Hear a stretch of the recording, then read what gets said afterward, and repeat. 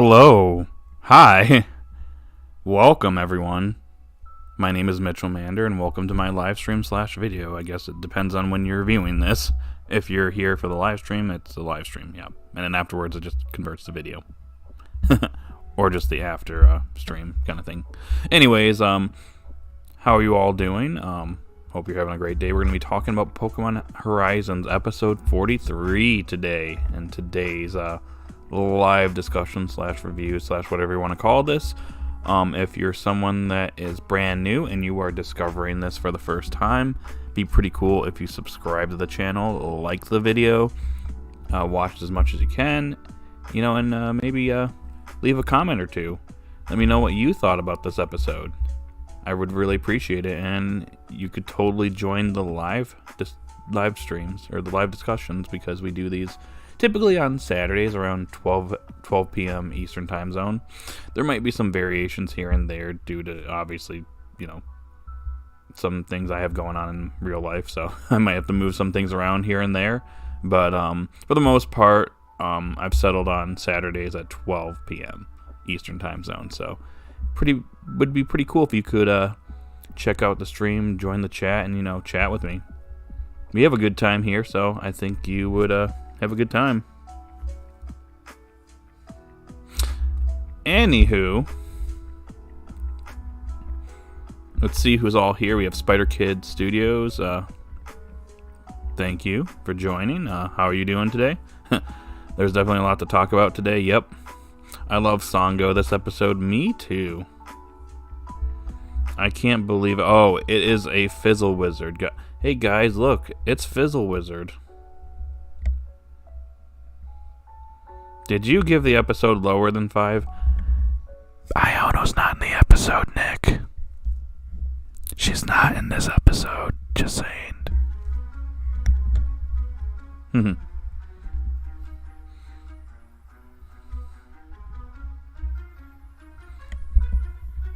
Also, the music, I'll just throw this out here so I can get it out of the way. I need to put it in the description too, but the music is coming from a separate stream for Video Game Study Lounge. I listen to it typically when I'm studying, working out, at work, just have it in the background. Just might need to calm down or whatever. It's pretty much lo-fi remixes of video game music, so yeah.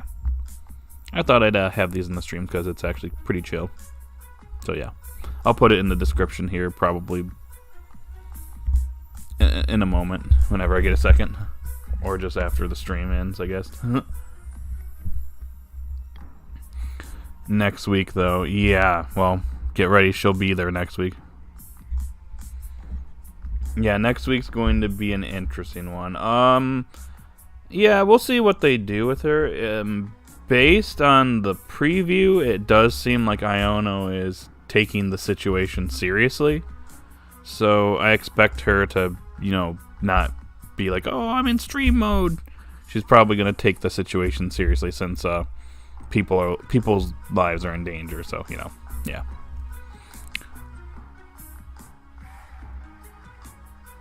I would like some character development. Sounds like she will. But Dot, yeah, probably. That's probably the reason why she's there. Dot got some backup for us.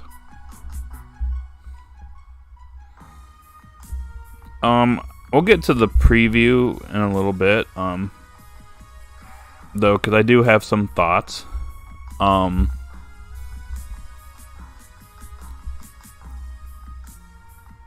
But I'm going to give it another minute, and then I will talk about episode 43, and then we'll segue our way into what you guys think about the episode, then we'll talk about episode 44. We'll segue into episode 44. That's what I was getting at. Also, if you could do me a favor and hit that like button, it really helps the channel. Hoo hoo hoo.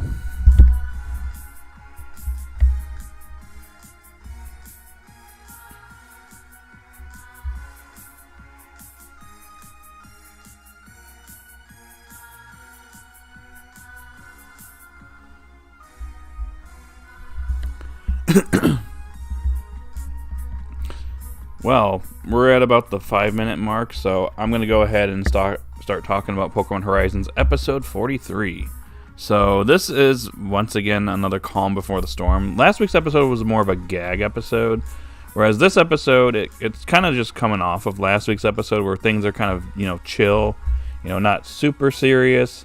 Liko and Roy and the others are doing, errands, getting supplies for the ship before they head off to wherever they're going next.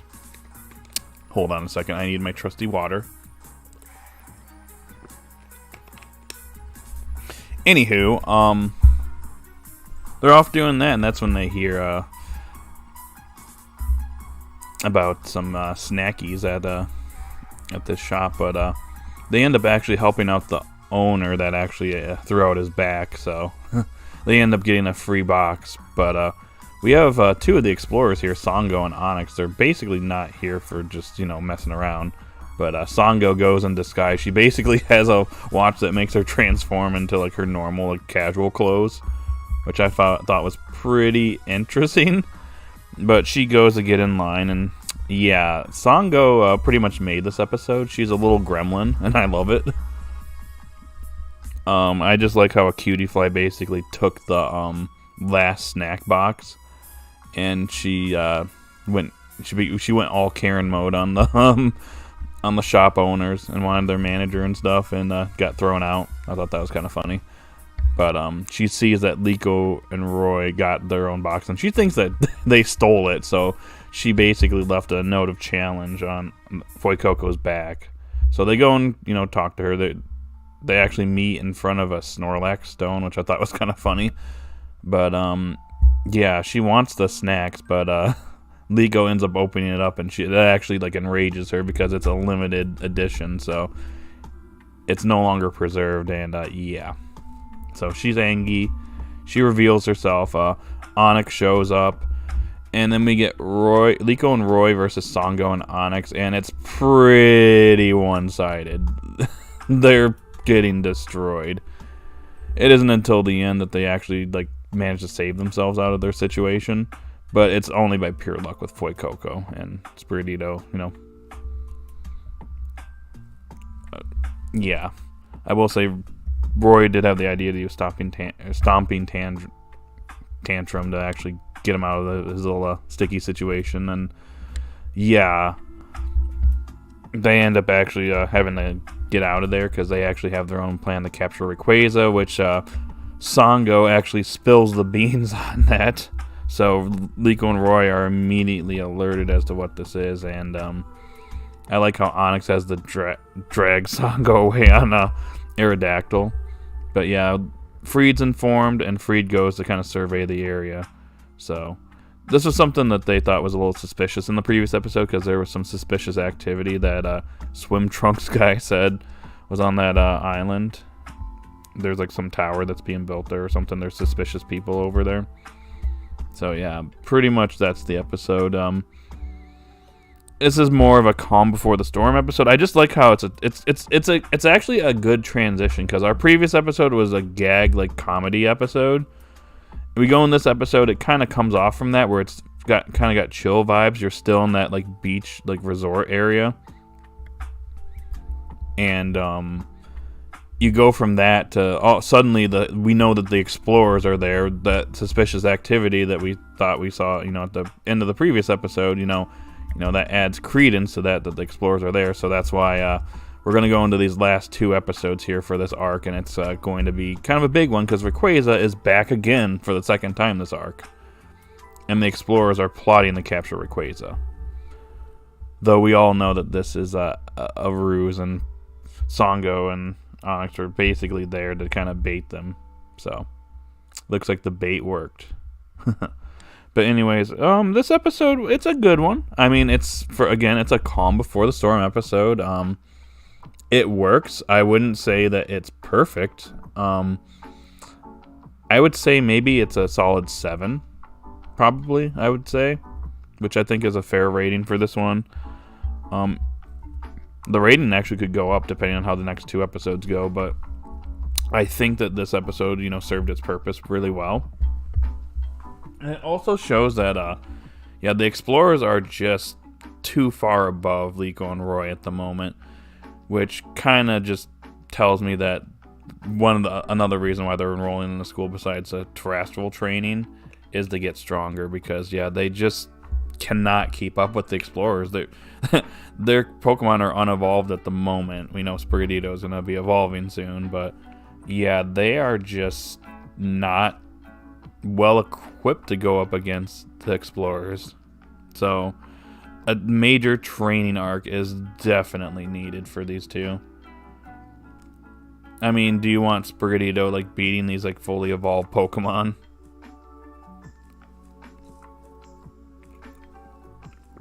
Or like Voikoko that didn't know a single move in the beginning. So yeah, the result is expected, but it's going to be interesting to see how things go from here. So yeah, I'm very interested what these next 2 episodes are going to be like leading into the terrestrial debut arc. Yeah, oh yeah, by the way, I like the moment where Sango had the Rowlet like sucker out of like thin air. Like, where did she get this? Thought she got kicked out of that candy shop. But yeah, it was a good episode, I'd say. Again, Sango made the episode. She's a little gremlin, and I'm all here for her gremlin activities.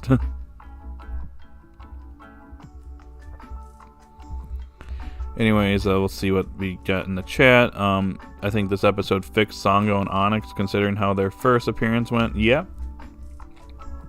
I'd agree. Their first appearance was a little brief. So we got a little bit more screen time with them and kind of shown kind of the power difference between Liko, Roy, and them, which I think was displayed really well. So I like that. Oh my god, yeah. Sango literally went to battle Liko and Roy over some snacks. Yeah, isn't that's Sango for you? She has she has like a quick. She snaps really quickly. I don't know what the word I'm looking for. She has a short fuse. That's it. She has a very short fuse, dude. She'll snap on you for like the smallest things, and I'm all here for it. It's absolutely hilarious and made me love her this episode. I'm surprised she didn't self-destruct. She could have done that at the end and been like, "Yep, well, I gotta go. Glalie, blow yourself up in front of them. Take them out. We're out of here." Where is Emerald? I don't know. Maybe he'll show up at the end like he typically does.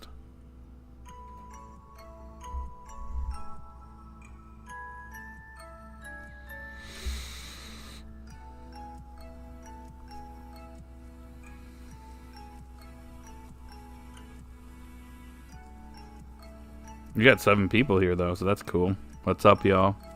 Let me know what you thought of episode 43 of Pokemon Horizons in the chat. And also vote. Vote on your rating for how you would rate this episode.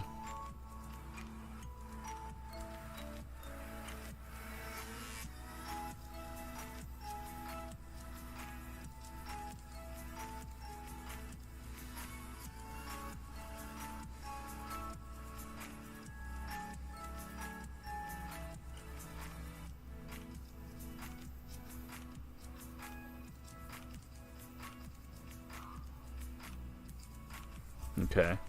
Speaking of self-destruct, next week I saw a clip of Glalie send self-destruct. Using self-destruct on Rayquaza. Sango is actually mad. Probably losing the Rayquaza and she just gives up. And maybe that's something the explorers need to deal with, because like maybe that's why they keep losing. She just gets mad. She just like rage quits. She's like, "Alright, Glalie, just blow yourself up. Blow yourself up right now." In front of their face.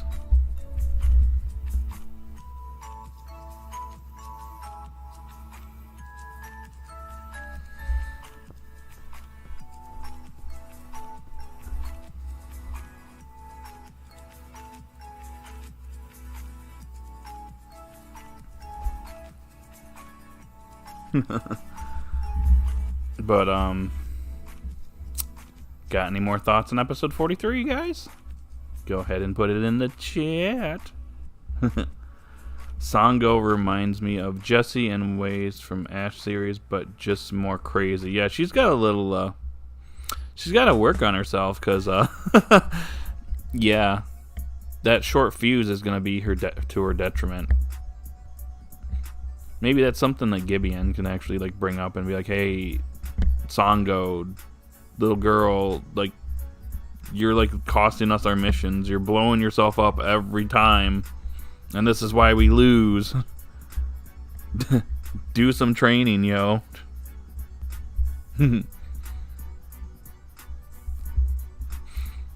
Yo, we got 11 people here. What's up, y'all? What is up, everyone? How are you all doing? Go vote in the poll that's up there and let me know what you thought of this episode. If you can. And also hit that like button. I would appreciate it.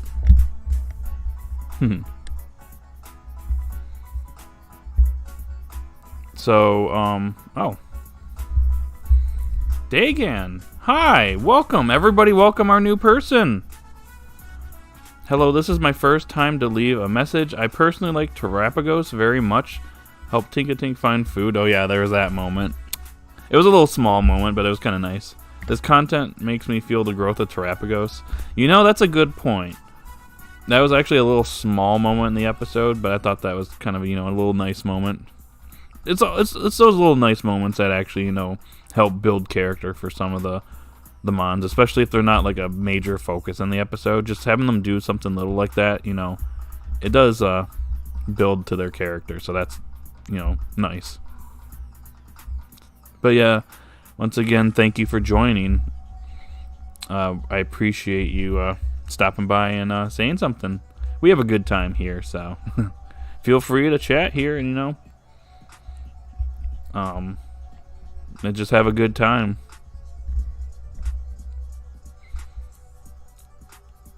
Also, something interesting, some of the explorers have Pokemon who can Mega Evolve, maybe in the future. I mean, that is a possibility. They could. That could be a twist. I mean, obviously we have Legend ZA coming out in like a year or something like that. So that could be their way of promoting that game. That is a good point.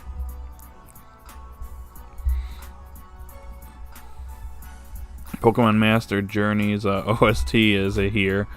Although it looks like you removed your message, but thank you for joining, buddy. Dot did not feed her Pokemon early in the episode. Yeah, didn't her Pokemon get their food? I think I remember that in the episode, yeah. Because there was Tinkatink hungry, and then we have Quaxley hungry too, in that one part where it got food. I don't know, I've watched the sub so much that sometimes I just call Quaxley Quasa. I'm getting kind of used to it.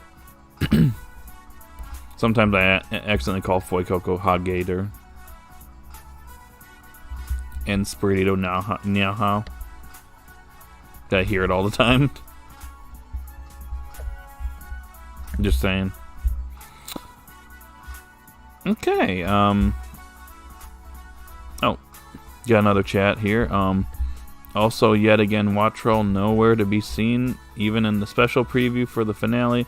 They are really pulling the series who won't be made decision.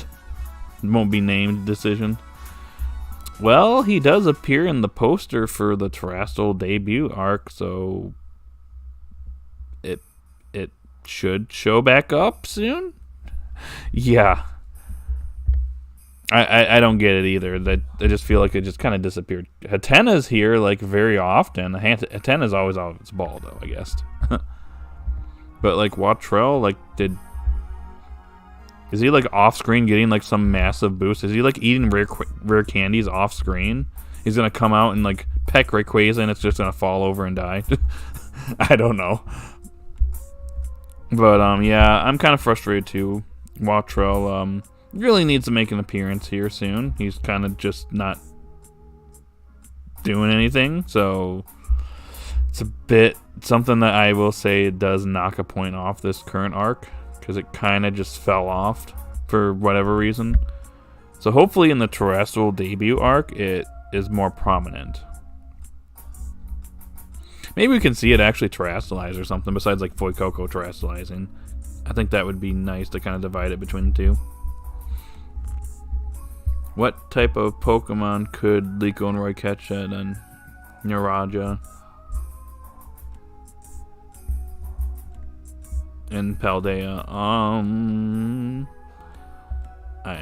That's a good question. I feel like maybe we'll get like a third Pokemon for Liko, Roy, and Dot during this arc, maybe. And since they're in Paldea, it'll be something from the Paldea Dex.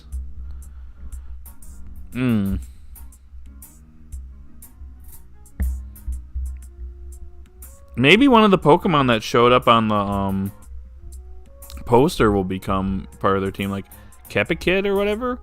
Maybe that ends up on like Liko's team or something. Toadsacool or whatever it's called. I don't know if that would be on one of their teams. That would be kind of interesting. I'm trying to think what else. There was another Pokemon that I think Shroodle was on there too. Maybe one of them gets Shroodle. Who knows? Or maybe Shroodle's with like the gym leader or whatever. I don't know. It's been a minute since I played Scarlet, so I don't remember her team. I think her name's Katie, the bug type gym leader in Scarlet Violet. I have to look at her team. Like Tinkatink and Hatena getting moments in the next 2 episodes, but no Wattrel. I think Roy shouldn't catch anything else until Wattrel does something. You know what, Spider Kid? You're right. I think Wattrel needs like a development episode or like something where it gets some focus. Maybe it learns a new move in a battle or something. Maybe like in a battle with one of the students. Maybe even with a battle with Nemona. Like Roy battles Nemona and it gets stronger or something and it learns a new move. Then Roy can get a new Pokemon. How about that? See, that's the thing is like I'm going to save the whole terrestrial debut thing for last here because I do want to open up a big discussion for that towards the end of this live stream, but I feel like there's a lot of potential going into that arc for like a lot of development for Liko, Roy, and Dot, since it seems like they're going to be, focusing on, getting stronger and terrestrializing their Pokemon and stuff. So I feel like that's where they're going to, gain their experience and get a lot stronger. So, but we'll save that for a little bit. How about now that we've gone through that, how about we move over to the topic of the next 2 episodes? So, episode 44 and 45. So, one thing that I'm noticing about this preview and kind of going into the episode 45, we did get a new summary that just happened to come out as I was releasing my video yesterday that really wasn't too much more than what I thought was going to be in the summary, but so it seems like the trap that they've fallen into, it seems like Freed's the one that's actually in trouble. But it seems like Liko and Roy are kind of fending for themselves in these episodes, and they have to face off against Rayquaza in the end. And it's just them, which I think is kind of interesting. Maybe it's everybody going up against them, and the summaries just mentioning just Liko and Roy, but yeah. Maybe they're just getting the most focus. But it looks like it's going to be Spinel versus Freed. But he's going to be preoccupied, and he can't help out Liko and Roy. So I actually think that this is good. That means Liko and Roy have to defend for themselves. I know the old man's there, but I don't know what contribution he's going to have here. And I know there's going to be some backup because Iono obviously is showing up, and the other Rising Volt tacklers are probably going to step in and help as well. So they aren't going to be completely alone, but whoever they're going to be facing, they got to face kind of, on their own. without Freed's assistance. So I'm very interested to see what this plan to capture Rayquaza is and how they summoned it. Was it because of Terapagos, or was it something else? Or was it that tower that they that building that they're at is like summoning Rayquaza or something? I'm kind of curious to see what's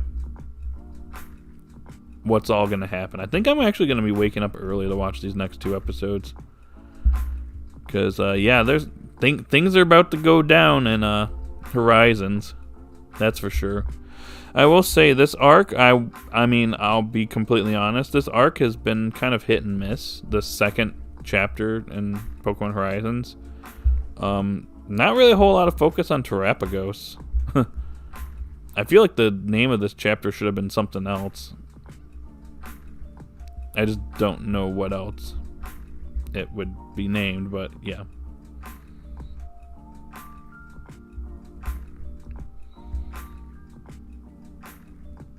And I just lost my train of thought. But yeah, I'm very excited for these next 2 episodes. I think that these are going to be very crucial episodes. I don't expect Liko and Roy to defeat Rayquaza unless it's like heavily nerfed or something. They might be able to do a little bit of damage to it, maybe, just to show some progress that they are kind of, progressing. But I'm sorry, Rayquaza is just not going to be taken down here. If it does, I'd be shocked if they caught Rayquaza now. I feel like that's kind of driving the plot for Roy. Unless somehow they either get Rayquaza or like something, I don't know. What do you guys think in the chat? Think we're capturing Rayquaza, or do you think that it's just going to wipe the floor with Liko and Roy and then just, move on away to wherever it's going next? Because I feel, I'm thinking about it now, like, in the event that they somehow take down Rayquaza and capture it, that would be, like, Roy's goal right there. So if that's the case, what would his goal be? Would it change during the terrestrial debut arc? I don't know, that's just a thought. I mean, my expectation is they're not going to beat it, and they're probably going to be like, yeah, we need to, like, work on ourselves. We lost, like, the explorers are destroying us. We can't do anything for Rayquaza. We can't do anything to really contribute to the battles, like, in a meaningful way against the explorers and, like, Rayquaza, so I think we need to, like, get stronger. And that's when maybe Freed or Iona or whoever is like, okay, well, we're going to enroll you in the academy. Just become exchange students. I don't know, my thoughts are kind of scattered right now because, again, we don't know exactly how these next 2 episodes are going to go exactly. Obviously, they haven't aired, but how are we going to go from, like, this? We're kind of just, traveling around the world, looking for the heroes and stuff. How are we transitioning from that, going into these episodes, and then going to the academy in Paldea? So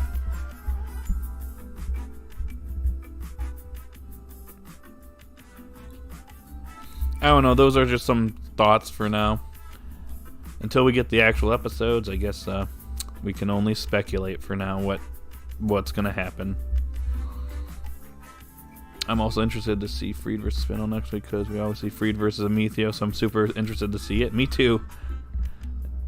I think Spiridido will evolve by protecting Liko from a move. Also, I think they will lose to Rayquaza, which makes Liko and Roy realize they need to get stronger leading in the next arc. That's, that makes sense. Yeah, again, like, Roy's whole goal is to capture Rayquaza, so if they were to, like, get it now, what would Roy do after this point? He'd have to completely have something new.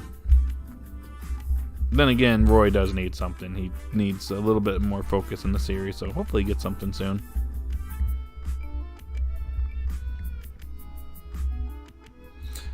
Oh, hey, what's up, Thomas? Welcome in. You can really tell in this episode that the staff were saving their animation budget for the next 2 episodes. It's true, but I still think this episode was fine. personally. I mean, we got 10 votes and only one person seems to not like the episode, so 4 votes for 10-9. It's pretty strong. Still most votes for 8-7, so if you haven't voted, go ahead and vote. But yeah, again, this is another calm before the storm. It's in between a gag focus episode and then a more serious episode. We're kind of going into more serious territory because that's kind of like it's like how Liko said. She's like, "Wow, we bought these treats and it led to us encountering the explorers." Like, it kind of escalated really fast there.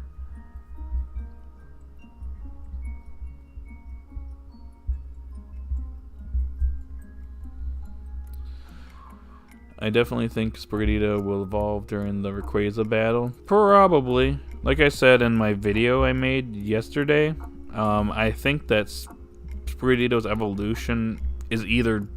I'd say it has like an 80 to 90% chance of happening in episode 45. If it happens after that, it's got to happen like very early into the school or the terrestrial debut arc. I'm kind of referring it to the school arc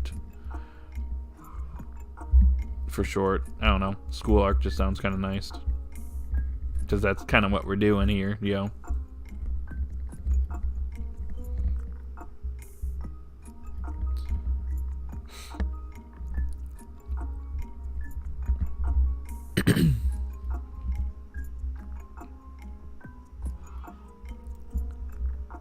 I'm wondering where Amethio is because is the only admin missing. Oh, who knows? Maybe he got lost and he's like hiding in a bush or something. He's too afraid of losing the freed again. No, I'm just kidding. Who knows? It seems like Spinel and the other explorers kind of have their own agenda, so maybe they're kind of working a little independently from Amethio. Maybe this causes Amethio to eventually come to the good side. Become good. Who knows?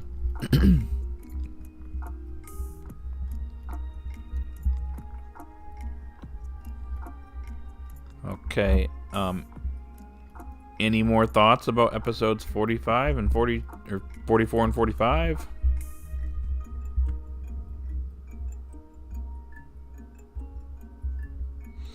I feel like Spinel is the mastermind behind this whole plan and is using the others so he can get Rayquaza for himself. Yeah. He seems to just want to do things his own way, and he clearly has his own agenda, so it's kind of interesting seeing how the explorers probably would just end up betraying one another over this. It's kind of crazy.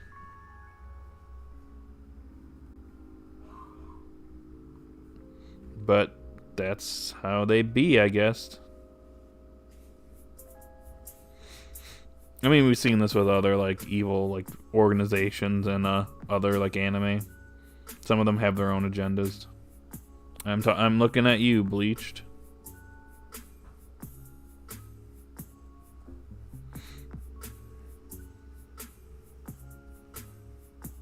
Hey, look, is this Pokemon music? I think so. National Park, yes. That's what I thought. On that note, we don't even know if the explorers are really bad. That is true. We don't know if what they're doing ultimately is like something that's going to, you know, bring harm to others. The only thing I will say is that they in the episode Sango was like, hey, I think it was Onyx. It was like, hey, you can't just walk out there. They can't, or people can't know that the explorers are like here. So it makes me think that the explorers are kind of notorious and people, like the general public, are aware of them, kind of thing. Kind of like Team Rocket.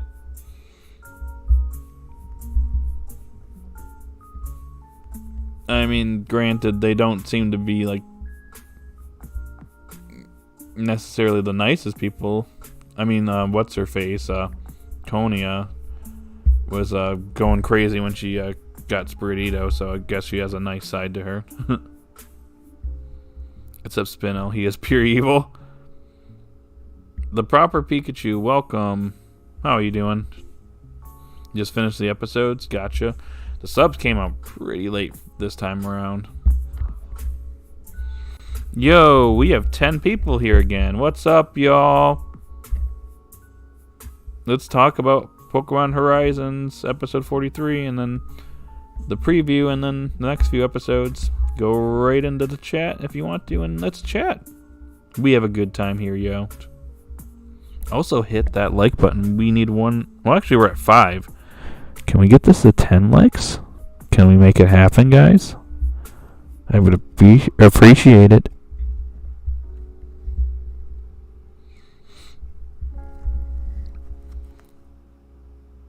All right. Any more thoughts on episodes 44 and 45?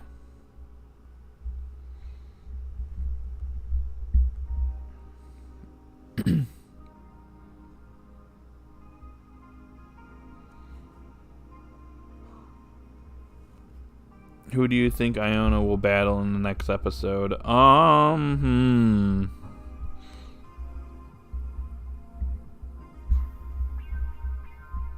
That's a good question. We have Freed versus Spinel, so he's preoccupied. Then we have the other explorers. Maybe Sango?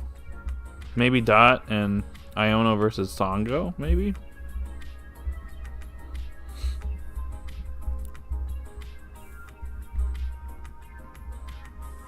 Either that or it's Liko and Roy versus Sango or something.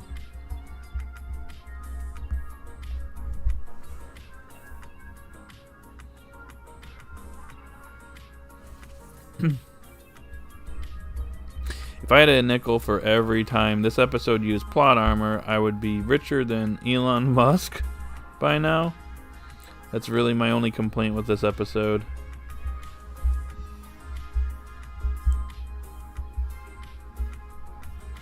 Yeah, in a way, I would say Liko and Roy were getting kind of just slapped around, and they kind of got lucky. Dot fighting Agate, I saw in the extended preview. Then maybe Agate.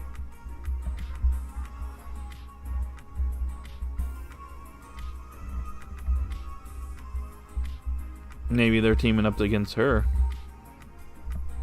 Who knows?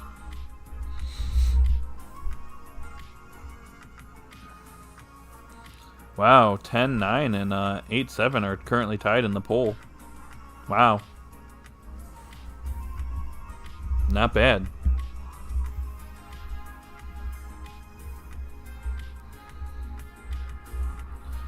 Okay. Before we transition over to talking about the terrestrial debut stuff, how do you think that we're gonna go from episode 45 to 46, chat? What do you think? How are we gonna be making that transition over? Do you think it's Freed that's gonna get them into the academy? Maybe Iona, or they just kind of just go on their own accord? Do you think losing is gonna make them realize they need to get stronger, and that's what they do? They go to Freed, be like, "Hey, I want to get stronger." He's like, "Well, we'll enroll you in the academy." I think Freed or Iona will help. One of them, maybe. I assume that Iona has some connection since she's a gym leader.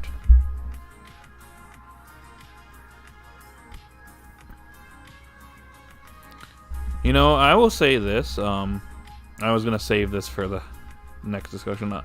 I have to say that I'm actually really happy with the amount of content we're getting for the Paldea region in the series.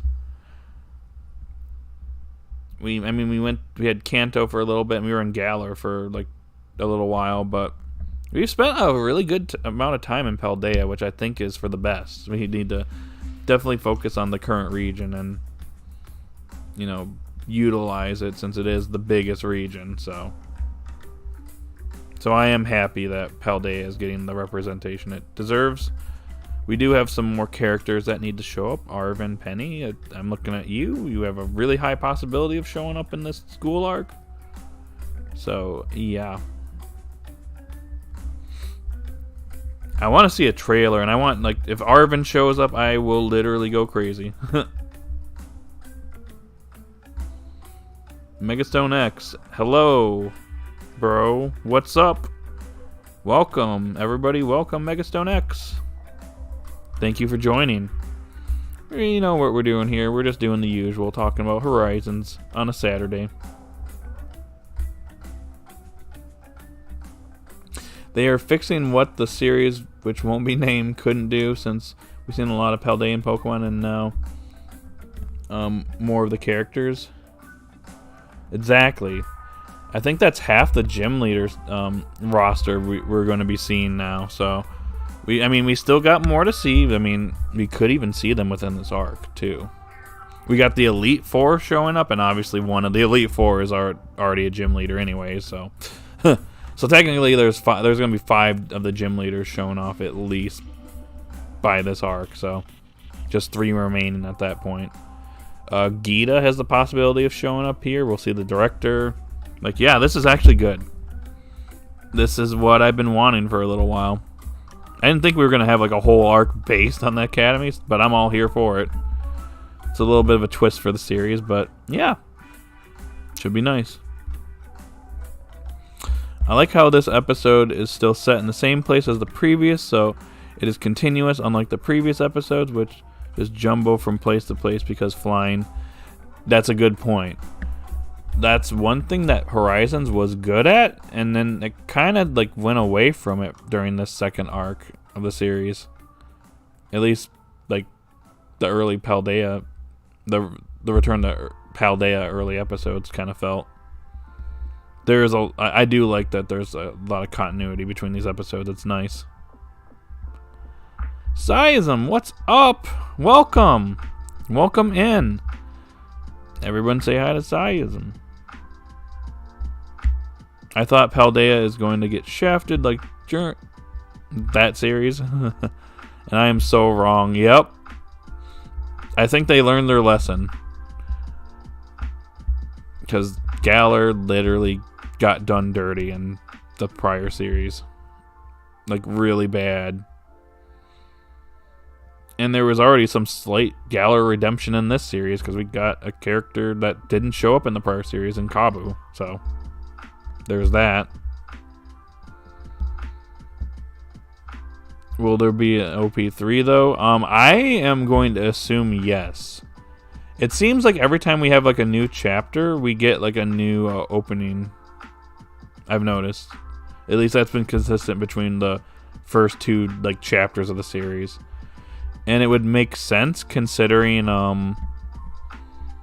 this is a brand new arc and we're going to the school, so I'm expecting to see that. I'm actually really excited to see this opening because we have the potential of seeing like characters that didn't show up in the poster. I am actually kind of excited for that now.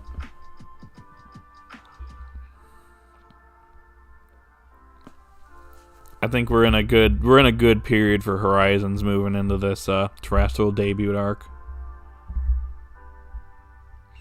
We'll eventually go back out into the world. We still got 2 heroes to go find that are out there. One likely in Sinnoh somewhere, hiding in a bush, I guess. And then Entei is like, he's there. He's somewhere in Johto. Just don't know where. I counted 23 out of the 147 overall, when not counting the tournament. 10 episodes in Paldea. Oh, gotcha. 10 episodes in Paldea so far, plus 25 episodes in the next arc. Already passed it. Crazy. Well, we had some of the initial Paldea episodes, and then we had all the episodes that we've been in Paldea since, like, the last 10 episodes, yeah. Because we came back in, like, episode 34, I think. And we were in Paldea in episode 9 to, like, 16 or 17, something like that. And if you want to count 18, too, even though that was flashback, there's that as well. Gotcha, Spider Kid. I think what will probably happen is that we will have the first half or so of the season set in the academy, where Liko, Roy, and Dot will actually get stronger so they can properly fight the explorers.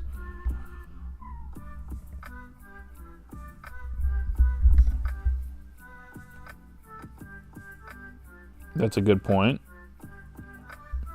Mighty G, I mean Ludlow, giving Tinkatink berries was cute. I like it.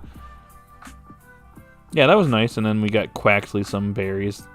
Dot needs to, sometimes, take a little bit of a breather from the streaming and like videos and stuff so she could take care of her Pokemon. She has 2 now, so might want to step it up, yo. Come on, step it up. Okay. What was I gonna say? I'll remember it here in a minute. I just lost my train of thought. The next half of the season, the next half of the season will probably have a lot of plot and fights. That's a good, that's actually kind of good. Like, I think that the first half will probably be set up and, like, meeting all these new characters and meeting the Elite Four, meeting some of the gym leaders, other faculty, staff, the director, other students. They could have, they could have, obviously Nemona's going to be there, but we could have some anime original students here, meet up with Liko and Roy and Dot, which, Liko, Roy, and Dot are already anime original, so yeah. But we could see, obviously, Arvin and Penny could actually make an appearance. That would be cool. I don't know how they're going to fit into the Horizons plot.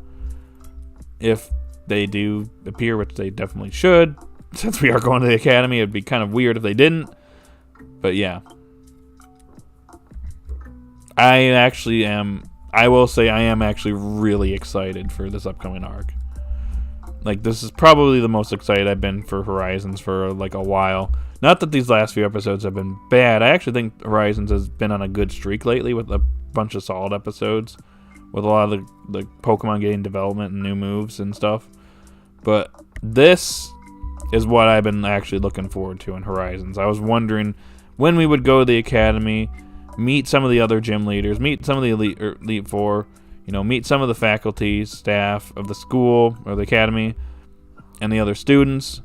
Like, we could see, like, the members of Team Star as well, along with Penny and Arvin and some other people. I'm very much looking forward to this. Like, we're about to get some good content here, in my opinion. I think Arvin will appear in this arc since Mabosstiff is on the poster. Great point. Great point. There's one thing that the series should not take away from Arvin is the Mabosstiff. I just feel like that's just so closely associated with him that they definitely cannot take that away from him.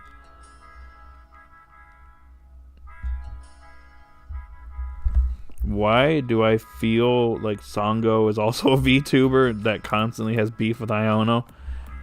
That would be kind of funny. The only thing is, we don't know that she does like any of that stuff on the side. We just know that Dot and Iono are the streamers.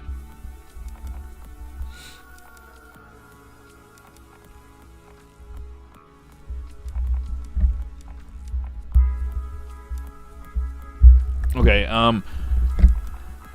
give me a minute, guys. I'm gonna use the restroom. I'll be right back. In the meantime, fill up the chat with some, comments or chats, and I'll be right back to read them off. Give me just like 2 to 3 minutes, and I'll be right back. Don't go anywhere.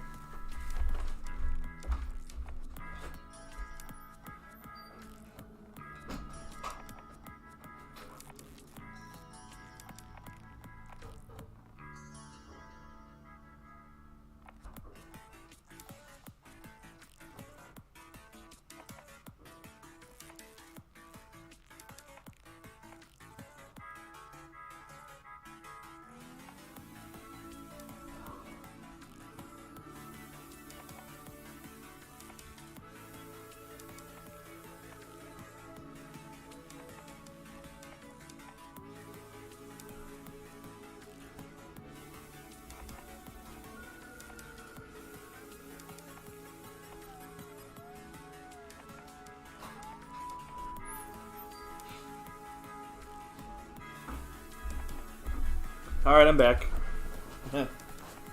Oh. Alright, what do you got for me?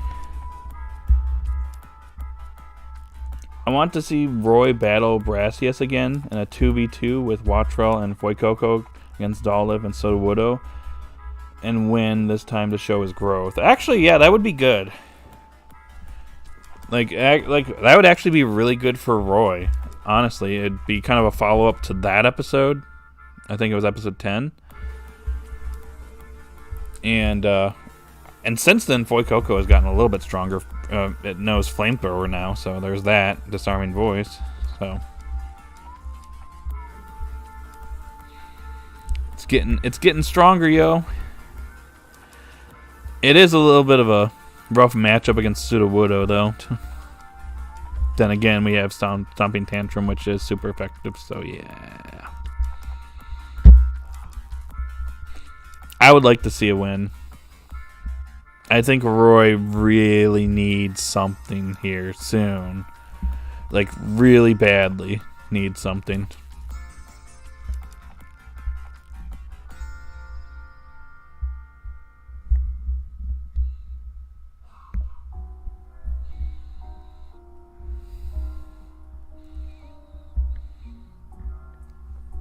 Gotta mention that the animation went crazy again. Yep. And this is only the calm before the storm. Just imagine what we might be getting in episode 45.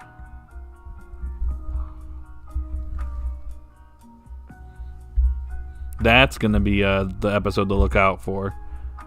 I'll be waking up early probably for at least the next 3 episodes and watching them live, so it's gonna be fun to see. I also want to see Dot versus Iono, since Iono mentioned that she wants to battle Dot, and this would be a good time. Oh, definitely, during this school arc. That'd actually be pretty interesting to see. What if we... do you think that it'll be like her in person, or do you think she'll be dressed up as Nidothing or something? That would be funny. And then people want to see what's under a Nidothing. Nidothing's costume, and they're like, oh. And then Liko has to, like, protect her. That'd be funny.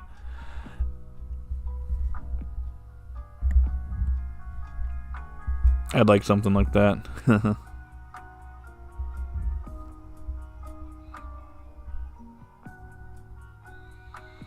Trying to think what else. Like, there's a lot of potential for this arc. We could be going... Liko and the others could be sent to, like, certain locations, too. Like, they could be in the school, but it could be like, okay, we're taking a field trip to, you know, the ice mountain or something like that. And that's where we meet Grusha. Can't remember what the mountain's called in the games.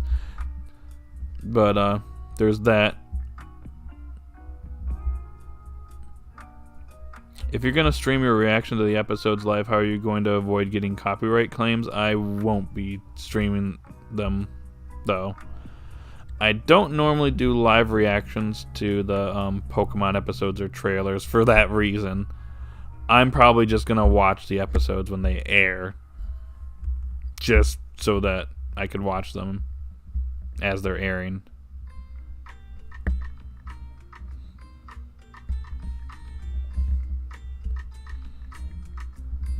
Hey, Chrono Cross music. But, and I would like to do that. It would be really nice to be able to react to the episode sometimes, but yeah, that's the one thing. Doing something like that would be way too risky. I don't want to do that, and then it just compromises my whole channel, you know?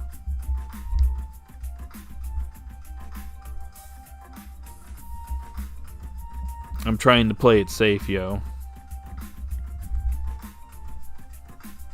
If you can't tell, I'm vibing to the music.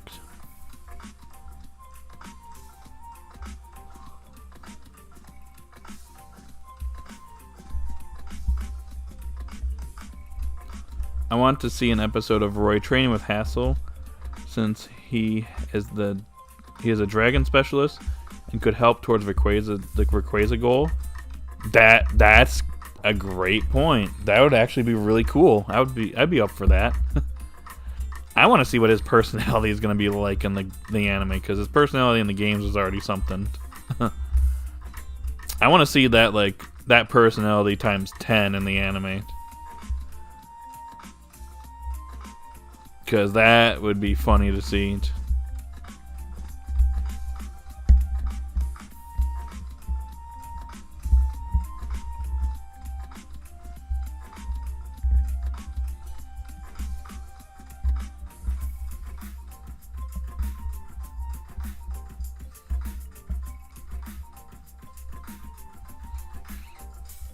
Sorry if I'm being quiet. This music, though.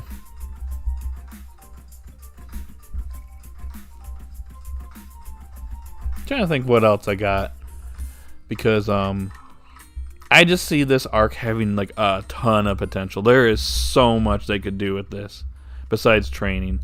I'm just looking forward to the interactions between the characters, how the characters are going to be like in the anime, like Hassel, for example. Like, I want his personality to be like 10 times what it is in the games. Like Brassius in the anime. I like how he's a bit of a mood in the anime. Larry, I want to see Larry in the anime and how he's gonna be like, probably getting annoyed with like Roy or something. I don't know, it'd be funny.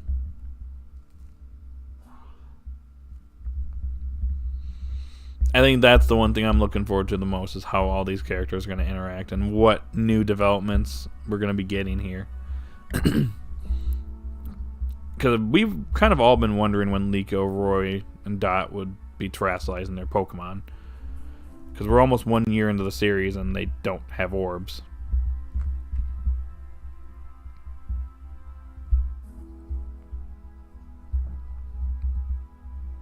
And we're finally getting it. Interesting enough, this terrestrial debut arc is taking place, or at least starting, just shy of the 1 year anniversary of Horizons. Essentially, we could just say it is the 1 year anniversary, because like basically when it's airing is when the series pretty much started. April 14th, 2023. And this arc starts April 12th, 2024.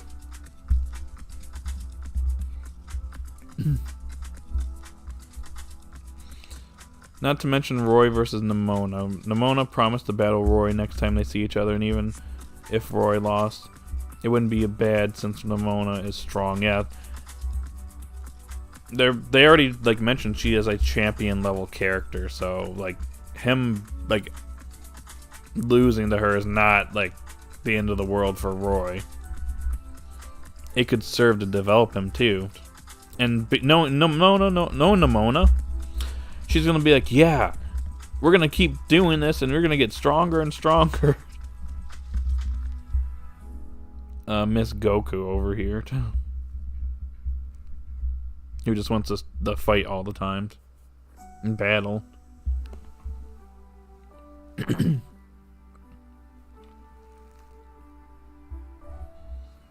I'm just, I don't know. I've already said how much I'm excited for this arc. There's just a lot that we can do, and it's going to be interesting to see how we go from like this Academy arc to whatever is coming after it in like 20-25 episodes.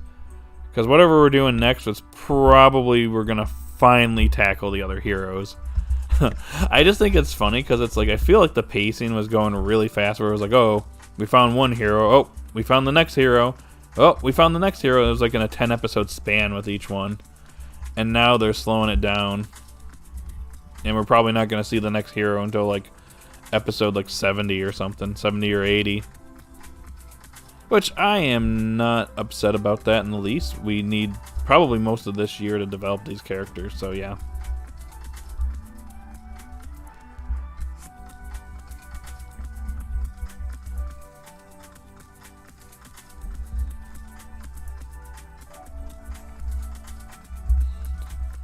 I wonder who will give them the Terra Orb. Probably Nemona, like she does in the games, or maybe Freed. That is a possibility, or the director gives it to them. Or maybe they have to do a trial and earn them or something like that. Not sure. We'll see. I'm just glad that, like, Nemona is going to be here, and she's going to be more prominent. Oh. Before we go on, Gotcha.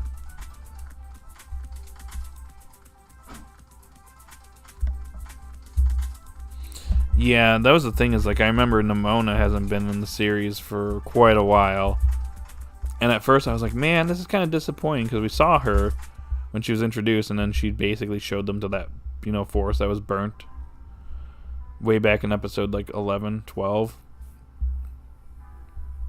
And we haven't seen her since then. So I was like, oh man, really?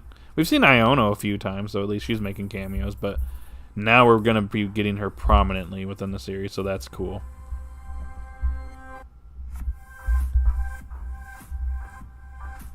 We're going to on hold, or going to put the hero hunting on hold for a while, and I'm honestly not complaining. Me neither. They were getting the heroes a little bit too conveniently, so getting a little bit stronger here, and then maybe getting the hero, after their training would make a little bit more sense. I think it would be probably better for the series. Maybe that's something they realize, like, yeah, we need these characters to like get stronger somehow. So how about we have this training arc where they learn how to terrestrialize their Pokemon and stuff.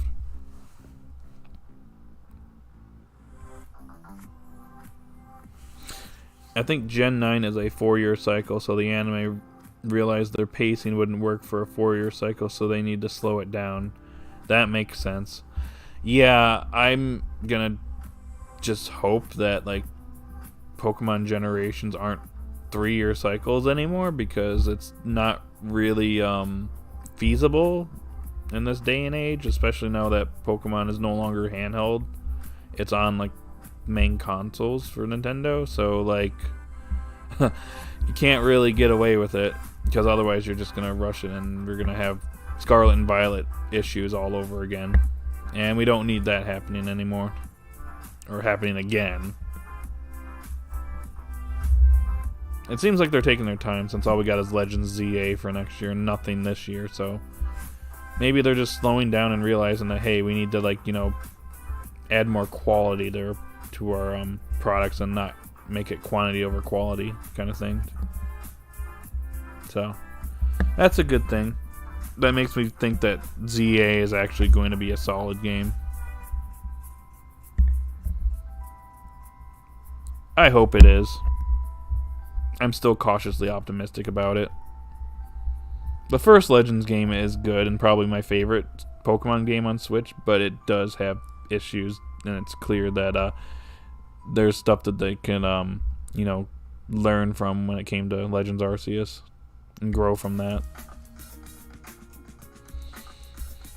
I also want to see an episode of Poppy Tinkatink interacting and developing it. You know what? That would be kind of interesting. It's going to be interesting to see Poppy in the anime, because it'd be like, oh, you're a little girl, and then she just like wipes the floor with like Roy or Dot or like Liko or something like that, and they're just like, what? How is this little girl so gifted at Pokemon battling?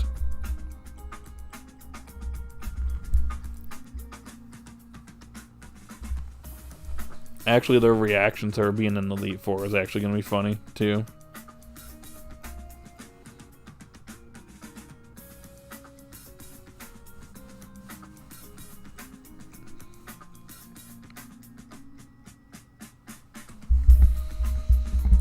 Anyways, Matt walked out of his room, so when he comes out here, get ready to say hi to him.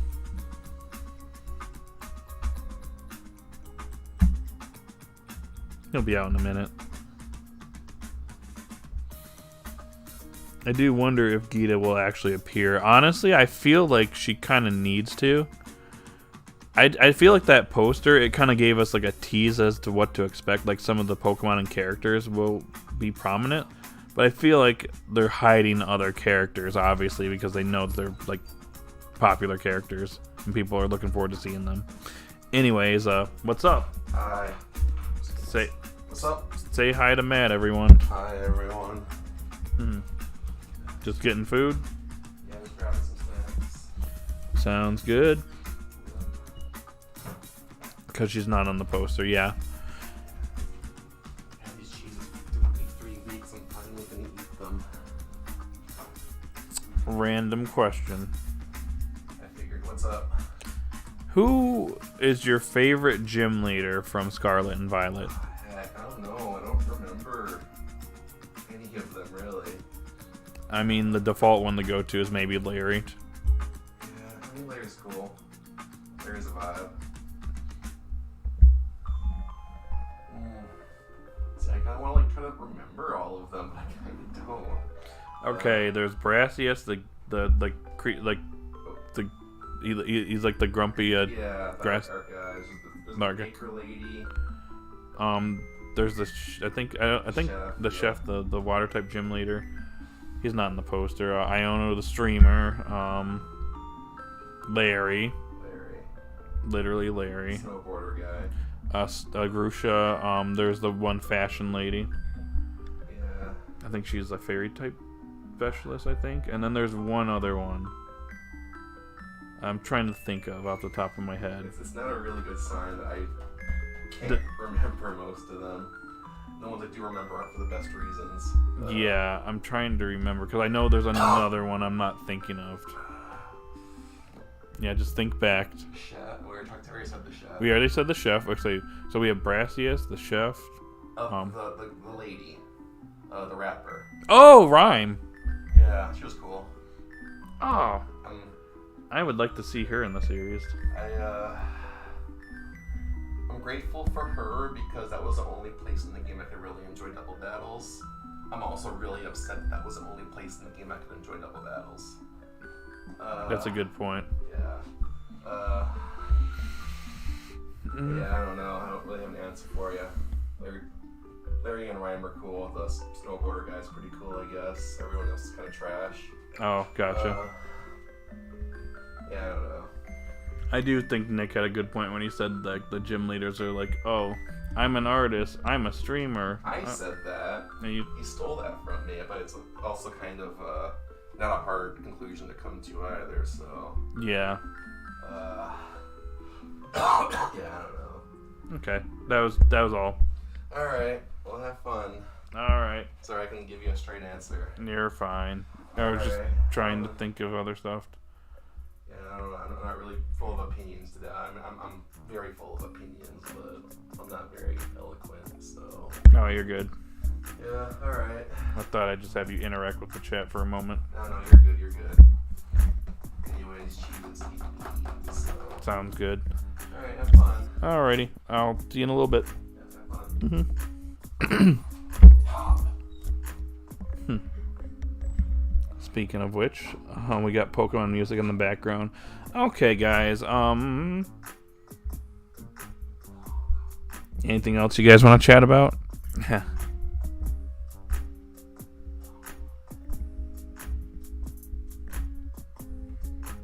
Gotten a little quiet in the chat, so I'm just asking.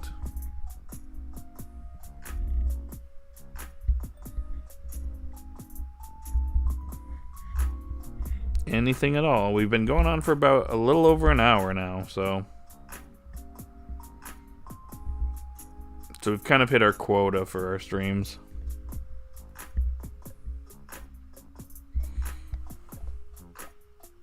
Alright, I'll give you guys another minute to respond. I was gonna say, I don't see Clawliz, I don't see Emerald. Fizz, I think, is busy with work.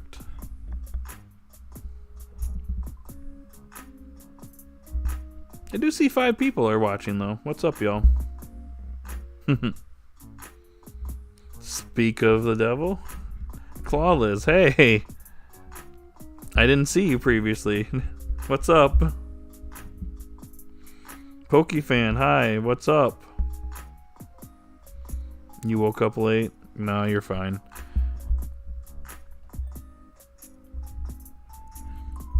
We've been going on for a little over an hour now, but we can continue here. So, what are your two's thoughts on this episode, the next upcoming episodes, and then terrestrial debut arc? Because I think Clawless, knowing you have a lot probably to say about today's episode or this week's episode, and then the next few, and probably terrestrial debut. I'm curious to see what you got for me.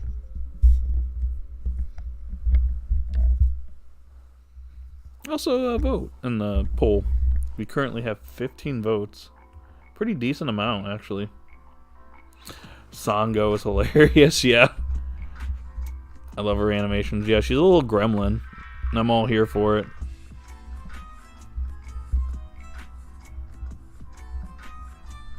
Got a little bit of a short fuse. I think someone brought up earlier, they're like, I'm surprised she didn't just like self-destruct her Glalie again. I feel like that's gonna be her cop-out whenever like she just needs to like she's in like a bad situation where she's like losing. She's gonna be like, alright Glalie, you self-destruct and let's get out of here. Oh wait, you fainted.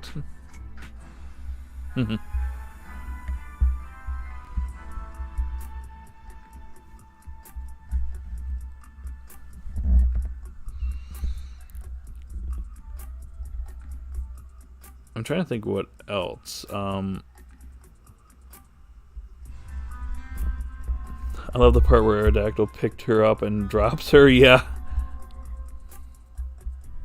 That Aerodactyl is like, wow. This is like the 137th time we've done this Sango. Come on now. Give me a break. I have to deal with you like on the daily, so come on now. Just give me a break. I originally thought this episode would be a boring filler cookie shop episode, but I was pleasantly surprised that it was a nice little battle episode. Coral, or Sango, is just an absolute menace to society, and I love her. She is a little menace, little gremlin-like character, and yeah. Same VA as Pikachu, too. And Sawyer, / Shoto.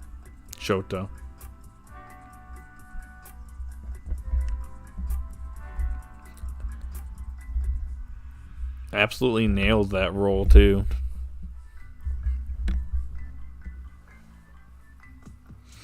Onyx was pretty good. Yeah, he like has to deal with this all the time. He's like, oh, Sango, really? Up to no good again? I also like her little I like how she can just transform into like normal clothes with just the like button on her watch. It's funny.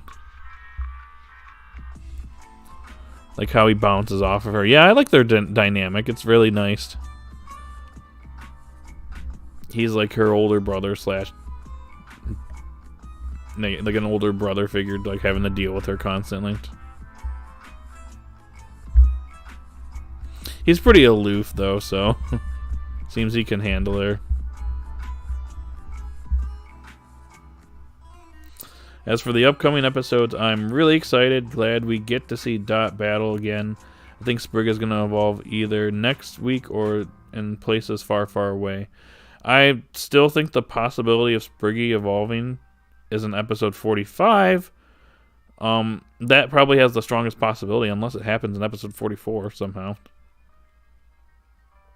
The fact that it's Spriggy's evolution is on the poster, that pretty much tells you that it's like it probably should happen like before we go to school. Otherwise, it just spoiled everyone. Be like, well, it's coming. Also, I only called her Coral because a friend said that's her Japanese name, but might be wrong. I think isn't that what they're calling her? They're calling her something different than English.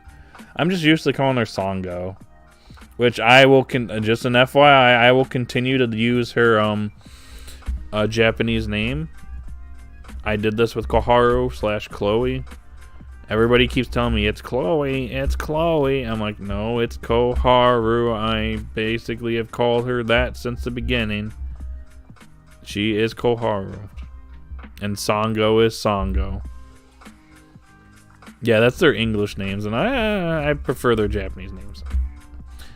Maybe Onyx is a little bit confusing since we have Onyx, the Pokemon, so.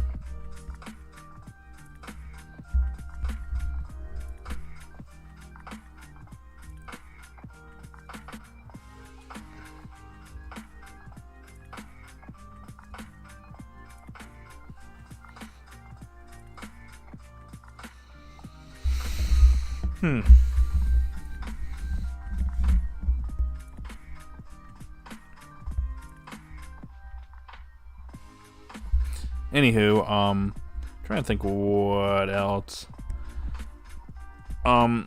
I feel like we are getting kind of in that situation where Liko and Roy have to fend for themselves. Since Freed is going to be facing up against Spinel. He's the one that falls for the trap or whatever. And has to face off against him and him alone. So there is a chance that Spriggy could evolve in next week's episode. Well, Liko and Roy are trapped into a corner and Spriggy ends up evolving as a result. Still a strong possibility of that happening.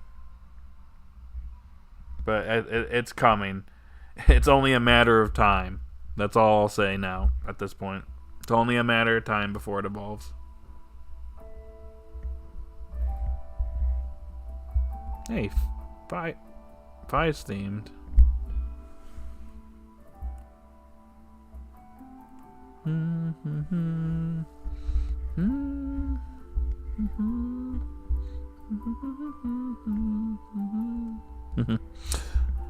I do that with Tokyo. I refuse to call him Horace. Yeah. Exactly. I remember when people were calling me out for that. I'm like, it's Tokyo. I am not calling him by the English name. I'm reviewing the Japanese version. The only reason I say something like, Ash or whatever, it's because I've known him as Ash my whole life. It was only until I started watching it in Japanese I'm like, oh, his name's Satoshi in Japanese? That's interesting.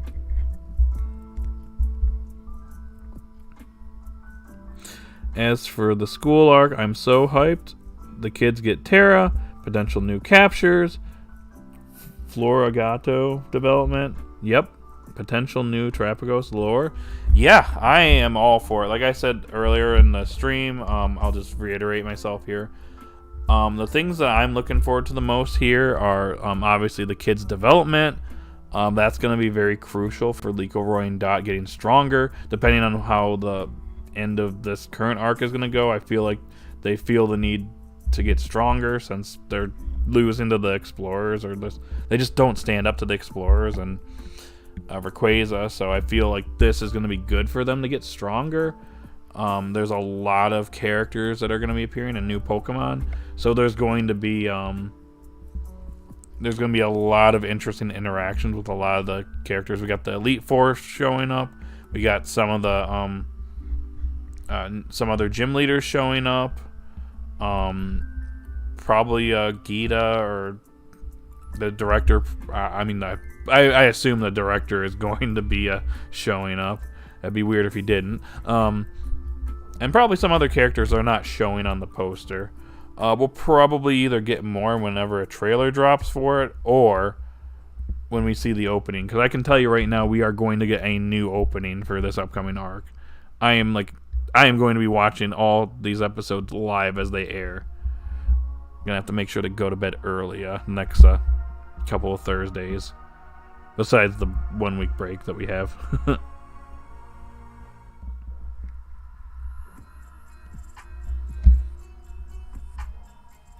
But I'm looking forward to character interactions. I feel like Liko, Roy, and Dot will probably capture a new Pokemon during this period. I'm looking forward to how they're going to develop, like get stronger, get their Terra Orbs, character interactions, places that we might go to, because I feel like we might have like a few instances where we go to certain locations. Like for Grusha, we might actually go to that mountain in Paldea at some point. I feel like that could potentially be an episode. Yeah, I just feel like there is just a lot of potential here. We also need to keep in mind that the Rising Volt Tacklers aren't just going to just go away. Captain Pikachu is on the poster, so they aren't just being like, okay, Captain Pikachu, you stay with the kids. We're just going to go and like never come back again. Which is what some people seem to be under the impression on social media. But yeah, they're gonna be still present. They'll be doing like either research, or they might even be like working at the school or helping out with stuff too. So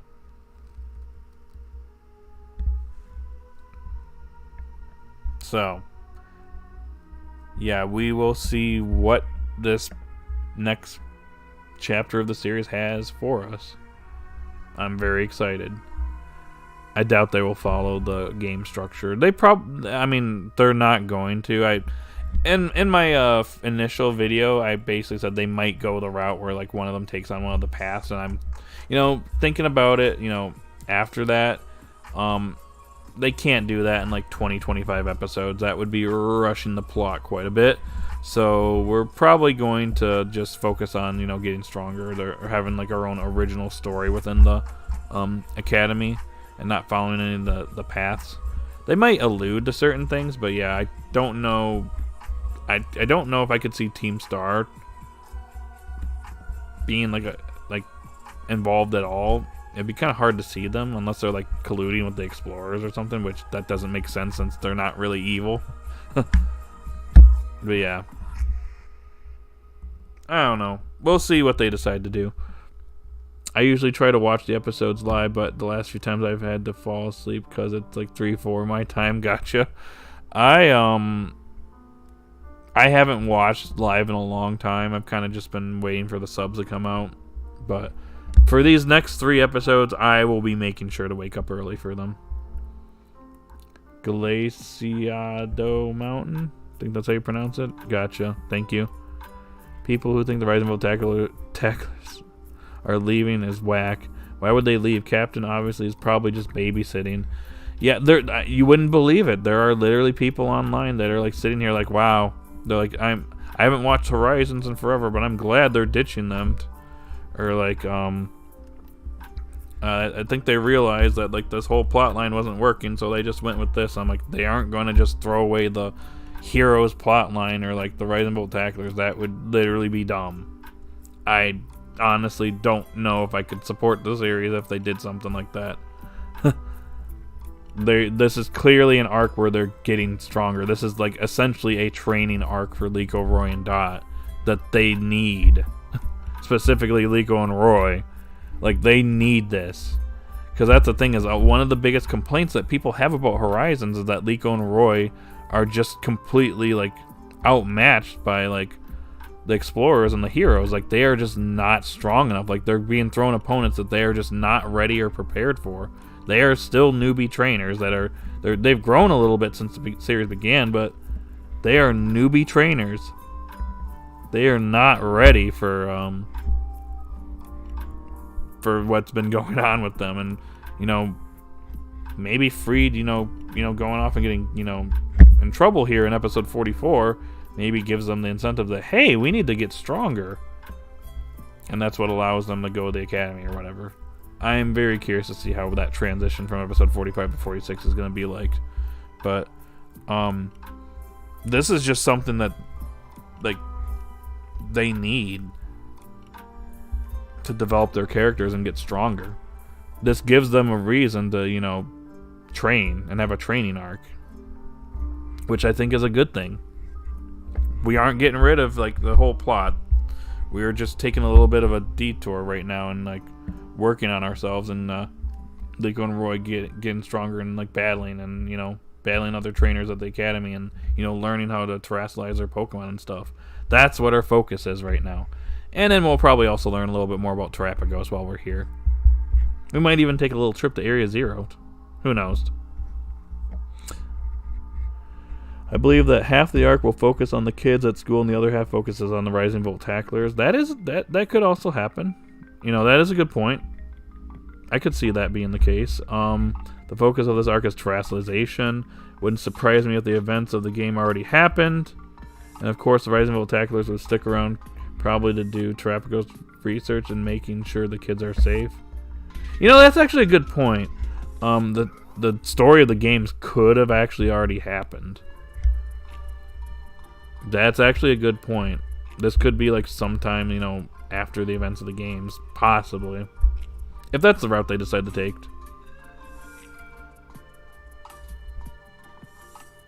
There's no telling when the explorers may strike again. That is true, because we were like, where's the explorers when we were going off into these episodes, and then, oh no, or boom, explorers.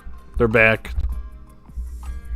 Things escalated pretty quickly at the end of this arc. I will say I was concerned about the hero storyline because we already have Bolivia, Galarian Moltres, and Lapras, so that leaves just Cleavor, Entei left before Ray. Just glad we putting that on hold. Yeah, I mean, like I mentioned earlier in the stream, it was happening probably a little bit too fast for the series to like handle reasonably. Like we got Bolivia, Olive, the Olive Pokemon. We got that like in episode 12, I think. And then like 10 episodes later, we got Galarian Moltres, and then like 10 episodes later, we got Lapras. Like that was pretty quick. So them kind of taking a pause here and before we go find Cleavor or Entei, makes sense. And again, we need the characters to get stronger. I think the main reason why we're at the academy is Liko and Roy are going to probably realize after these events that they are just not strong enough to deal with the explorers, and they want to like be able to protect themselves in the event that Freed is in trouble. So that's what's going to lead to the terrestrial debut arc. Because now that the kids are at school, the Rising Volt Tacklers aren't close by, leaving them vulnerable regardless of the kids' abilities. That is true. Though they might have people like Nimona to help them out. But yeah.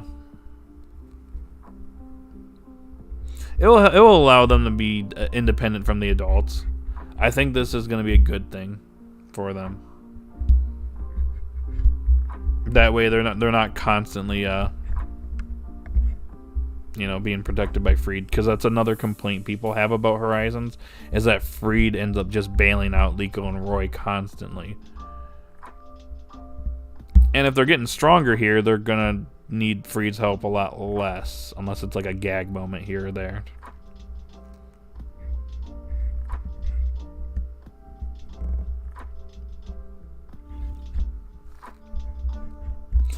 They were just working their second jobs as programmers for the Internet Explorer's web browser. They do need to get their money situation intact. Just saying. Maybe that's what they're doing. Maybe Freed teaches a few classes at the academy to make a few bucks for the Rising Volt Tacklers. You never know.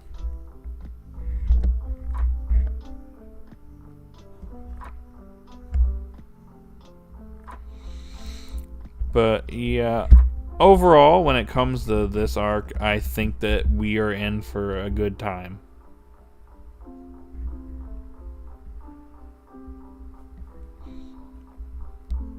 I understand people being annoyed at Freed bailing them,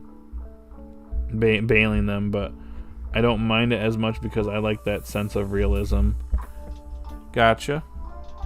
I mean, my only thing that I will say,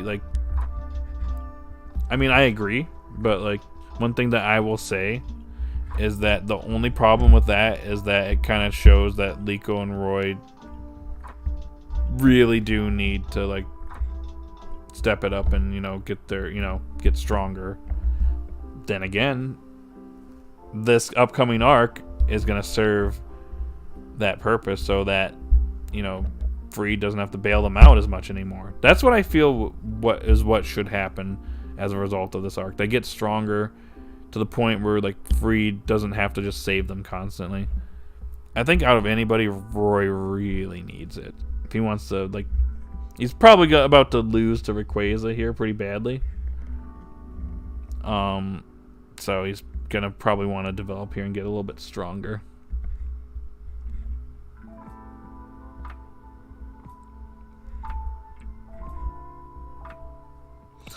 That would explain the Professor Freed seminars. Yeah, probably making a few bucks here and there. Axel05 or Axel5, welcome to the stream. How you doing, friend? I kind of forgot the bad guys existed. I mean, they were only gone for 10 episodes. But yeah, I get your point. Again, the critiques being addressed by the show. The cycle sure gets annoying. Look, Clawless, that's the anipoke community for you. They complain about something, it gets addressed, still complains about it. You know the drill.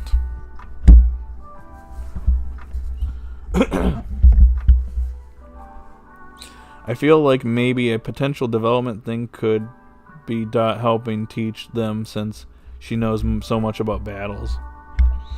That is true. Dot is probably the most competent among the three of them, so she could definitely give them some pointers. Then again, Liko watches Nidothing all the time, so she gets her advice from Nidothing anyways, so yeah, there's that. Also, I hope this means we get to see more of Liko's parents. We could probably see them. Maybe Liko's mom shows up here. Maybe, like you mentioned before, maybe she's like a teacher at the academy or something. That would be pretty neat. I mean, we got other faculty that I've been kind of looking forward to seeing from the games, but she could be part of them. She could be teaching classes there. I saw that Fido on the poster. Yeah, could be. Maybe we take a little breather and head to Liko's house or something again. We haven't been back since episode 9. Maybe she's a little homesick.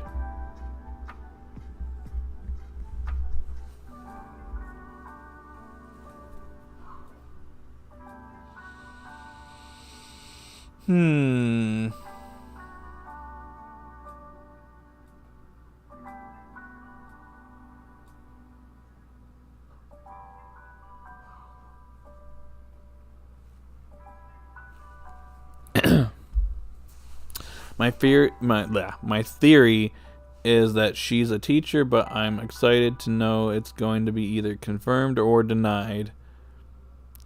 We'll probably know as soon as we either see the preview for episode 46 or like a trailer.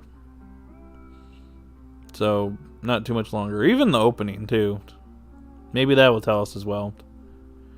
Because there is no way we're not getting a new opening for this new arc. It's definitely going to happen. So, for the Pokemon in the poster predictions, I have the following. Alright? Lay it out for us, Pokefan.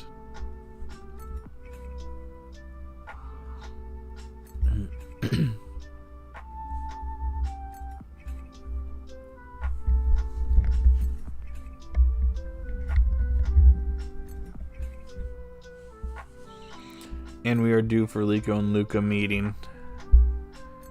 I agree on that. We got interactions with her and her grandma, but we haven't gotten like anything with her and her mom, so we could definitely use that. Fido is probably Liko's family. Mabosstiff is most likely Arvin's, but if not, then I don't know who it could be. It probably is Arvin. Shroodle, I can't even pronounce that Pokemon's name. Sorry, I'm not even going to try. I could see be a Dot Capture, probably. And Capsakid I can see being a Roymon. I could see Capsakid going to Liko too.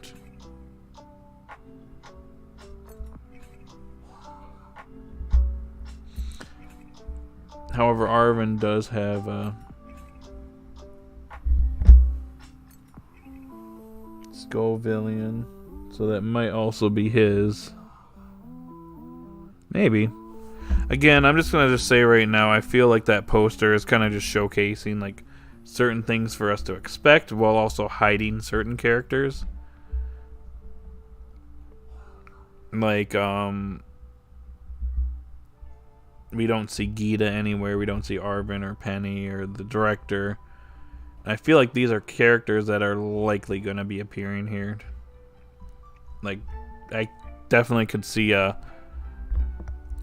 director like showing up episode 1. Obviously, that makes sense to me. And then Gita, I could see her showing up as well. If the Elite Four is here, I feel like at a certain point Gita is going to make an appearance. So, yeah.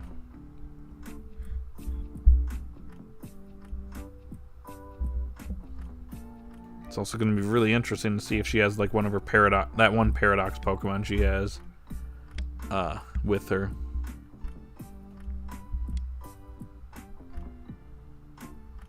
I wonder if the Elite Four will know what's going on with the Rising Voltaclers and the Explorers.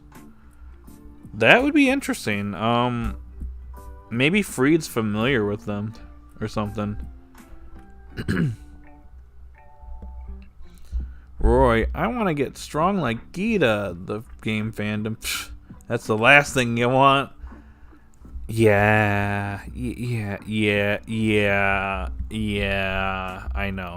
I know. Oof.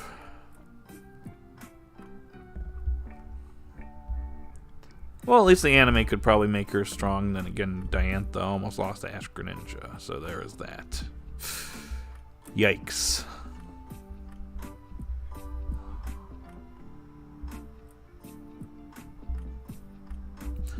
Okay, here's this. Okay, lay it out for me.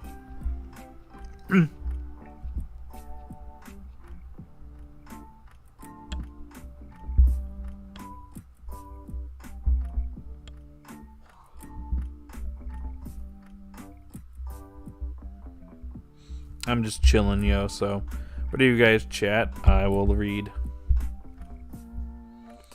The battle with Rayquaza caught the attention of the Elite Four and Champion. That's a good point.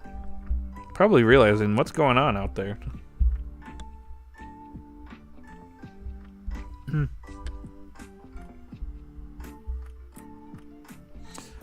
They had to see what's happened and meet the Rising Voltaclers.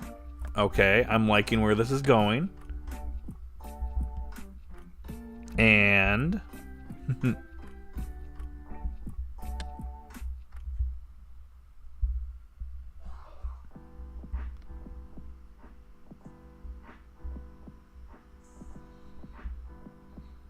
okay, that actually makes sense. You know, isn't this battle even taking place not far from that beach? So probably there are people that are witnessing this in hindsight. So, yeah. I wouldn't be surprised if that's the case, actually. And it ends up just alerting everyone. To kind of be like, hey, this is going on. This crazy event's happening. Look, there's a legendary Pokemon in the sky that's being attacked. And the kids realize they need to get stronger, plus needing research on Terrapagos. So that's what leads us to go to the academy. Boom, I like it. That's a good thought. Didn't think of that one.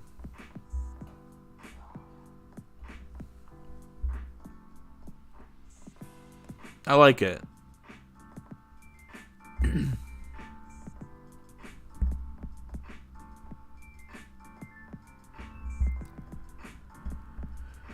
Makes sense to me. Yeah, and also we do need to learn more about Terrapagos. Maybe we will actually do that research that we said that we were going to be doing. And that's why we're finally going to the academy. And the Rising Voltaclers are there probably like researching Terrapagos as well.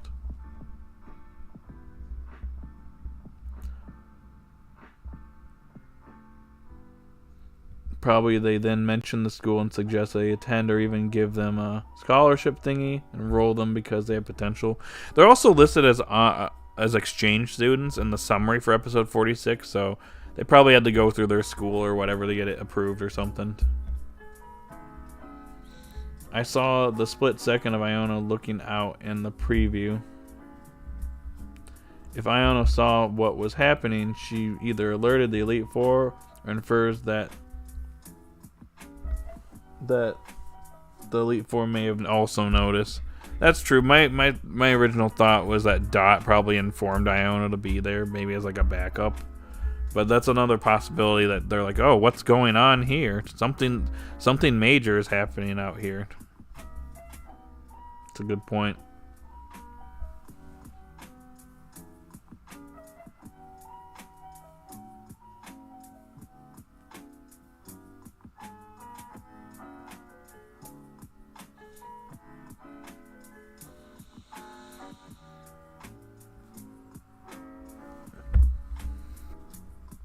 Makes sense to me.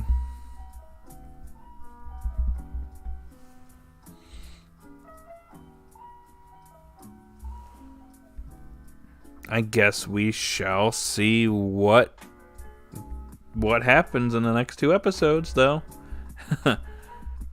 We have 6 days to speculate as to what's going to happen in episodes 44. And then another 13 days for 45, so... yeah. I'm excited nonetheless. So excited. Me too. Me too.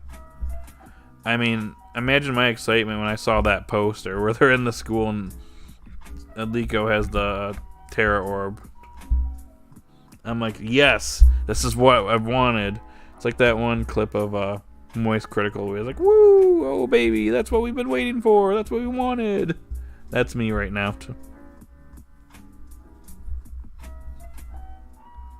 Can't wait to see more Spin now. Me too. I think he's probably my favorite of the explorers. Sango's growing on me after this episode, but yeah. I like how the explorers all have different personalities. I think it's kind of nice. Some of them are serious, and you got Sango over here. The little gremlin she is.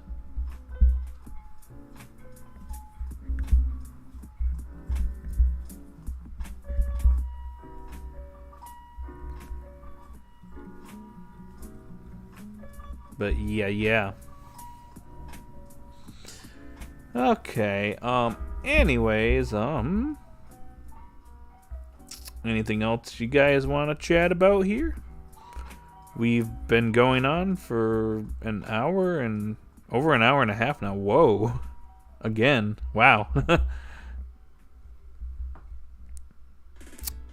I mean, I guess I can make an exception for this one because this one has we're going into like crazy times in Horizon, so we got a lot to talk about. I love how threatening Spinel is when he's against Freed. He's taking him a little bit more seriously than the kids. It's really tense when it's Freed versus Spinel.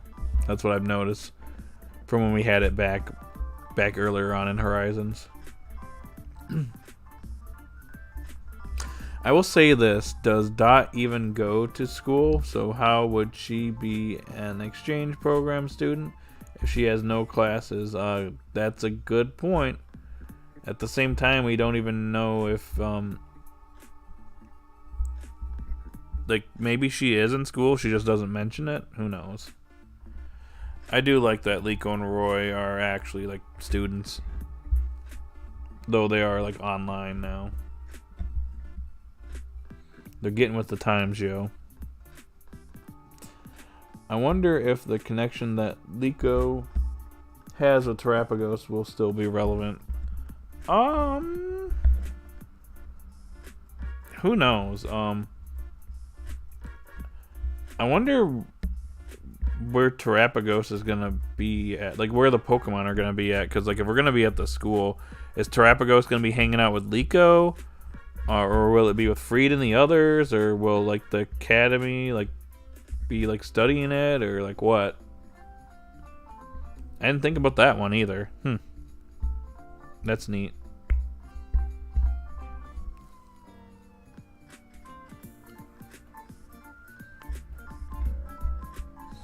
It will probably be with Liko. Probably decided it's best to keep it with her. It's going to be interesting. Everyone's going to be like, oh, what's that Pokemon? I've never seen that before. Oh, it's just a Terapagos. Just a legendary Pokemon, you know. The little guy.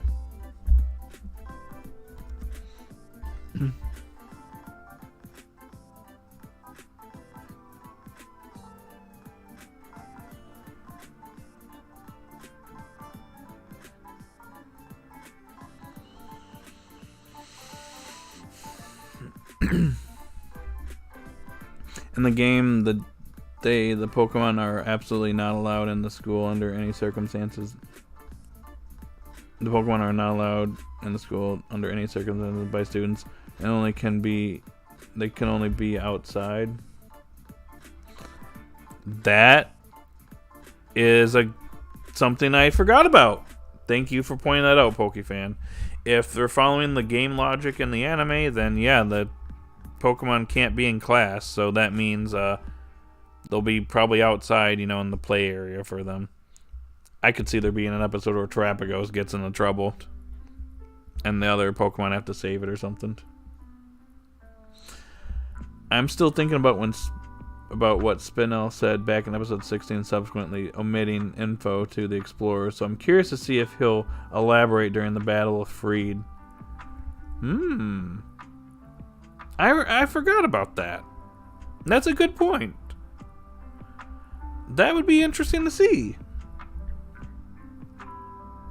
Which is dumb because the teachers get their Pokemon inside. Yeah, I guess you don't need them like whipping out Pokemon or whatever and being like, oh, let's battle, and then it might, disrupt the class. I guess they want their attention focused on class. So I guess it makes sense in that regard.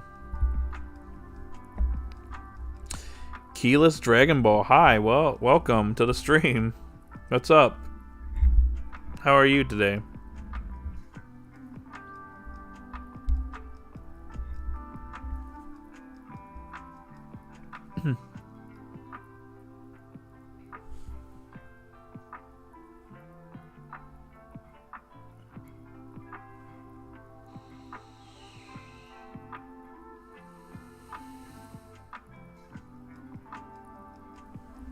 I'm thinking that it'll be in a play area, daycare type thing for the school, or alternatively, they just have them in their Pokeballs and Terrapagos and Liko's bag. It could be like in the series that shall not be named, where when Koharu and Go were in school, their Pokemon were out in the play area while they were attending class, so could be the same scenario. Liko's battle in this episode was impressive. She showed really good talent for battle.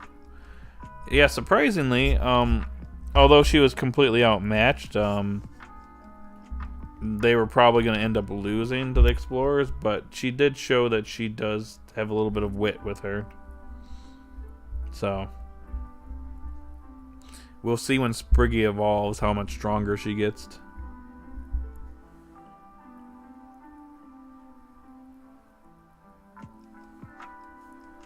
That's what I meant about Liko's connection with Terrapagos and perhaps Rayquaza being called into question. Oh, I gotcha. Yeah, he basically,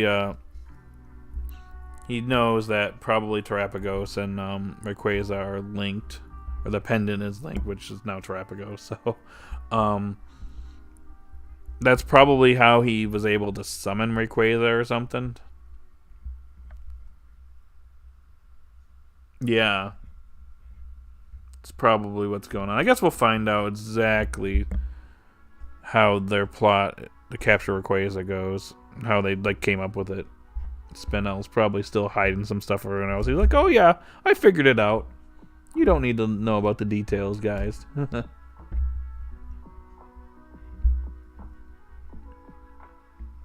Her Sprig overpowered Stone Edge with raw power. That is true. And also Stone Edge is a rock type move, so there's also that. But yeah, game logic and anime logic don't necessarily go hand in hand, so yeah. I love how Onyx kept using the Salt Cure because he wanted chip damage. Yeah. Yep.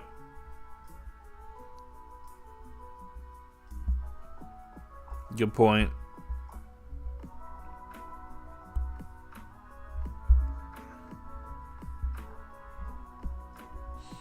Oh, looking at the votes, we have 16 votes now, and 8-7 is still winning. It's good. Maybe one day we'll get the 20 votes. We have done it before, though. Okay, the stream is going on 2 hours now.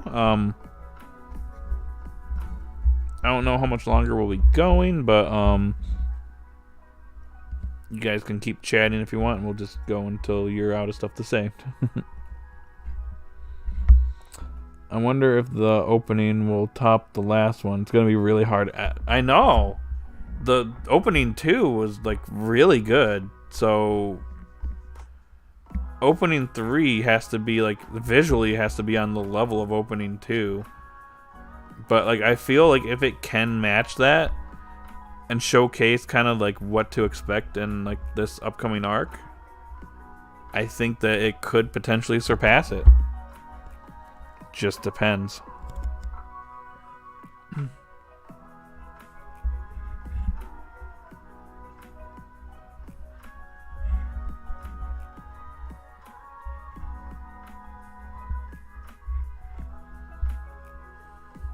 Also, I think we will have an entirely new ending. Yeah, it would make sense since we're not traveling around for the time being. I kind of think we need something besides them singing about Pokemon. I kind of want, like, I want the series to have, like, its own ending song again, where it's not, like, counting down Pokemon and stuff. Like, I think the ending stuff for Horizons is better than the ones we got in the prior series. Oof. But, like, it's still... Yeah, I want an actual, like, proper ending. That would be nice.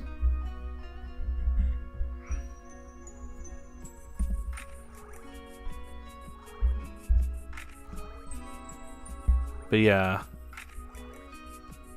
Opening 2 is phenomenal, but I admit Doki Meki Diary is a better song. I do like the first opening song, yeah. It's not visually as impressive as opening 2, the opening, but the song I do like slightly more. I like both songs though. I wonder who's gonna do the opening theme for opening 3.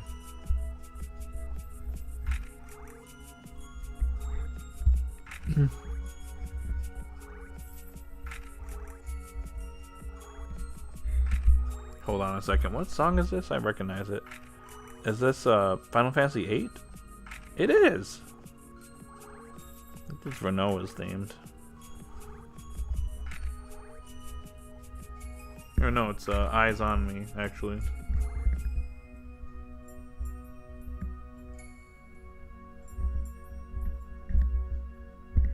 I absolutely agree. I love opening 1 more, and I'm deadly afraid the day that, because sometimes the community can be poison type.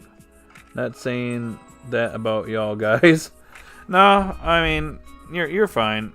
I know exactly what you mean. I think some people like obviously we all have our different opinions on stuff, and we don't always agree on stuff, but like, you know, at a certain point it's like, okay, you know, I might not agree with you, but let's just agree to disagree kind of thing and not like fight over it. But some people in the community don't know how to do that. Just saying. Which is kind of a problem that we've had for quite a while. At least it's not as bad as it was during like X and Y days. My gosh, if you guys were there for that. Oof. Those are some rough times, y'all.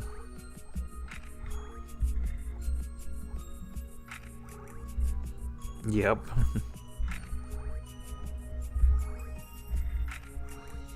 It was really rough during the Masters 8 tournament too, so.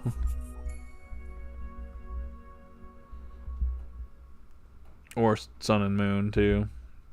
That whole series. Despite the series like not being as bad as people made it out to be, but yeah. It's the reason I don't like Serena. Yeah, I mean, I wouldn't. I mean, I see. I mean, personally, like, I don't hate Serena because of that. I just don't like more shipping in general, just because it just breeds all kinds of problematic content and people just fighting over stuff or just moments, and yeah. The whole Kalos League fiasco was another like major thing too.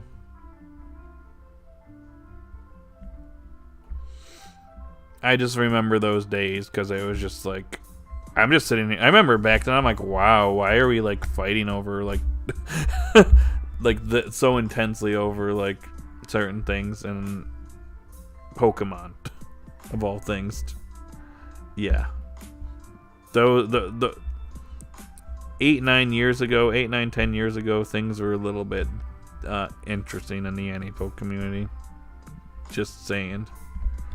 I remember those days. Surprise, Ed Sheeran's doing the opening? Lol. He has been like doing stuff with like Pokemon. Didn't he like he didn't like dub anything, but wasn't he like voicing some stuff for like Pokemon randomly? Went to like the studio or something, was like voicing Pikachu and Squirtle or something. It was weird. I like saw that. I was like, what? He was like doing like a little dub thing for like that one Aim to Be a Pokemon Master episode with Squirtle, the Squirtle Squad or something. I think I saw something about that. I was like, what is this? Like, it's more, I just hate the toxic stands than her character. Yeah, that makes sense. Yeah, he randomly showed up in the Japanese studio. Yeah, that was random. Like, why? Hey, Ed Sheeran, if you're listening, could you like convince them to, bring the subs to the West? In Japanese version over to like Western audiences? I know you're pretty popular and you sell a lot of records, but could you do me a solid and actually make this happen, please and thanks?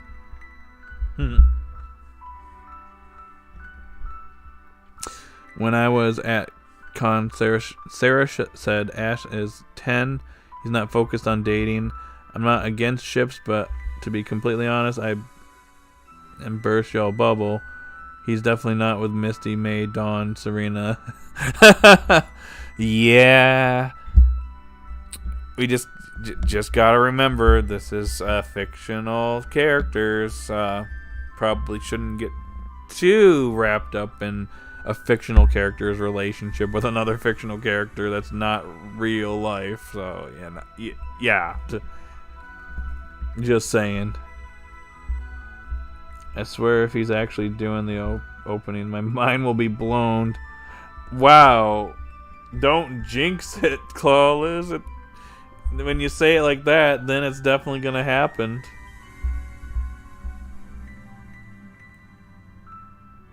What is this? We have a tie between 10-9 and 8-7. What?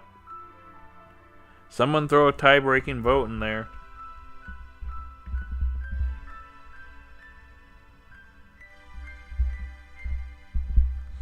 I was going to say, I've been manifesting all my Mario Party moments lately in the Mario Party stream, so Clawliz, you say that now, you're about to manifest it, so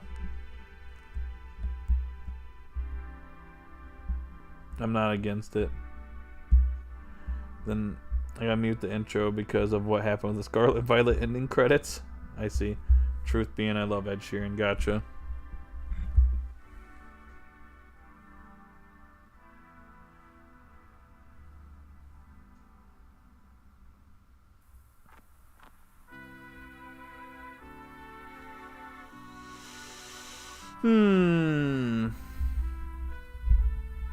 Well, we got 6 people here. We're 2 hours pretty much in. What's up? If anyone wants to vote that hasn't, go ahead and vote. We need to get the we need a tiebreaker here for 10-9 and 8-7. So if you could vote, I would appreciate that. Oh, Lytton Community Day just started. Oh, shoot! I gotta go participate in that. I should probably do that after I have lunch here. I gotta get my Incineroar army with blast burns ready to go. So, yeah, I probably need to do that here shortly. I also hear Celestial so much at work, and it's bizarre. Really? It's actually getting, like, airplay? I didn't know that got released as a single. Do I need to look this up? Did it actually chart?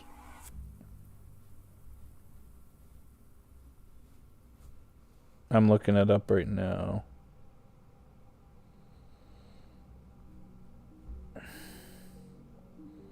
Yes, I work in retail. Oh, gotcha.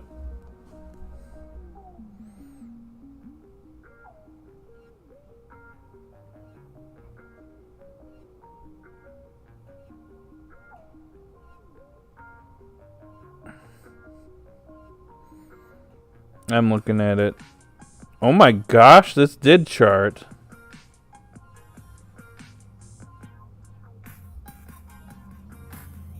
Okay, never mind then. It didn't really chart in the United States though. Okay, interesting.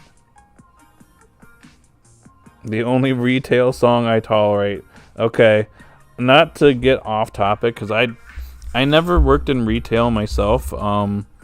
And not to get into like my personal life. I know I don't like to get too into my personal life, but just to kind of give you a little bit of context, I didn't work for Walmart, but I worked at a tax service that was our tax service kiosk in Walmart, because just so you know, my background is in accounting and finance, so I basically was doing taxes for a little bit. This was a while back now. So working in retail, or not working in retail, but working in a store like that, I would just sit here and hear the same songs over and over and over and over again all day. It drove me nuts. There was specifically one location that they'd send me to that played the same song every hour, every day that I worked there, and I'm like, oh my gosh, I never want to hear the song ever again. Please let the pain end. But yeah. Enough of my personal life, though. Just thought I'd just mention that there, because it just made me think of that. I forget what the song is. I think it's a Sheryl Crow song that drove me nuts after a while. First time you hear it, you're like, okay, this is nice, and then after a while, you're like, oh my gosh, I don't want to hear this ever again. But anyways, enough about me. Let's see what we got in the chat. I do hope Sprig evolves next episode. I guess we'll see. It's either going to be next episode or 45, or very early into the school arc. Neither do I. Welcome back, Pokemon Master Journeys OST. Roy's Wattrell needs some more development. Agreed. Exactly. See? You understand my pain. Guys, check the Pokemon section in the Discord. Look how many Litten. What? Hold up. Wait a minute. Hold up. Wait a minute. Did you post it in my Discord? Oh my gosh. That's a lot of Littens.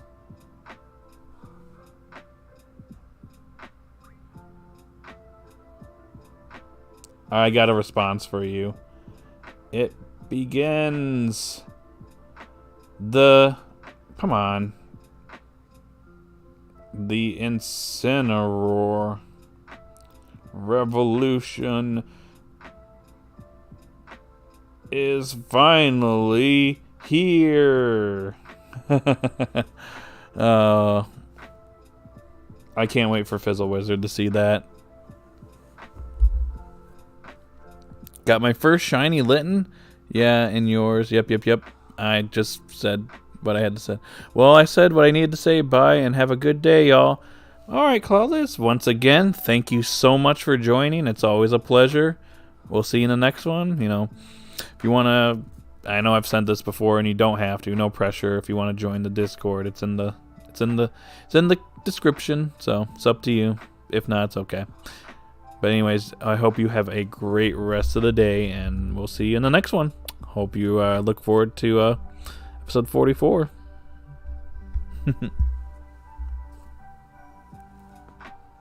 Sorry, I had to go in there and make my...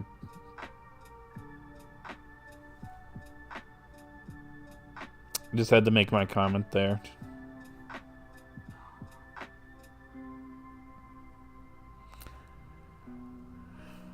Okay, guys, we've been going on for over 2 hours now, which is a little bit longer than normal, which made sense for this one since we got a lot of new information this week on Horizon. So, do you guys have anything else for me before we get on out of here?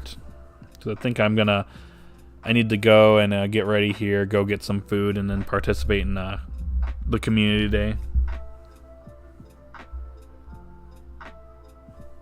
Hey, it's Balam Garden music. Nope, I'm good. Alrighty, that you and Clawliz were the two people that were basically got this conversation started. Keyless Dragon Ball, if you're still here, do you got anything before we go? Or Pokemon Master Journeys? Anything at all? Give you guys one more minute to say what you need to say.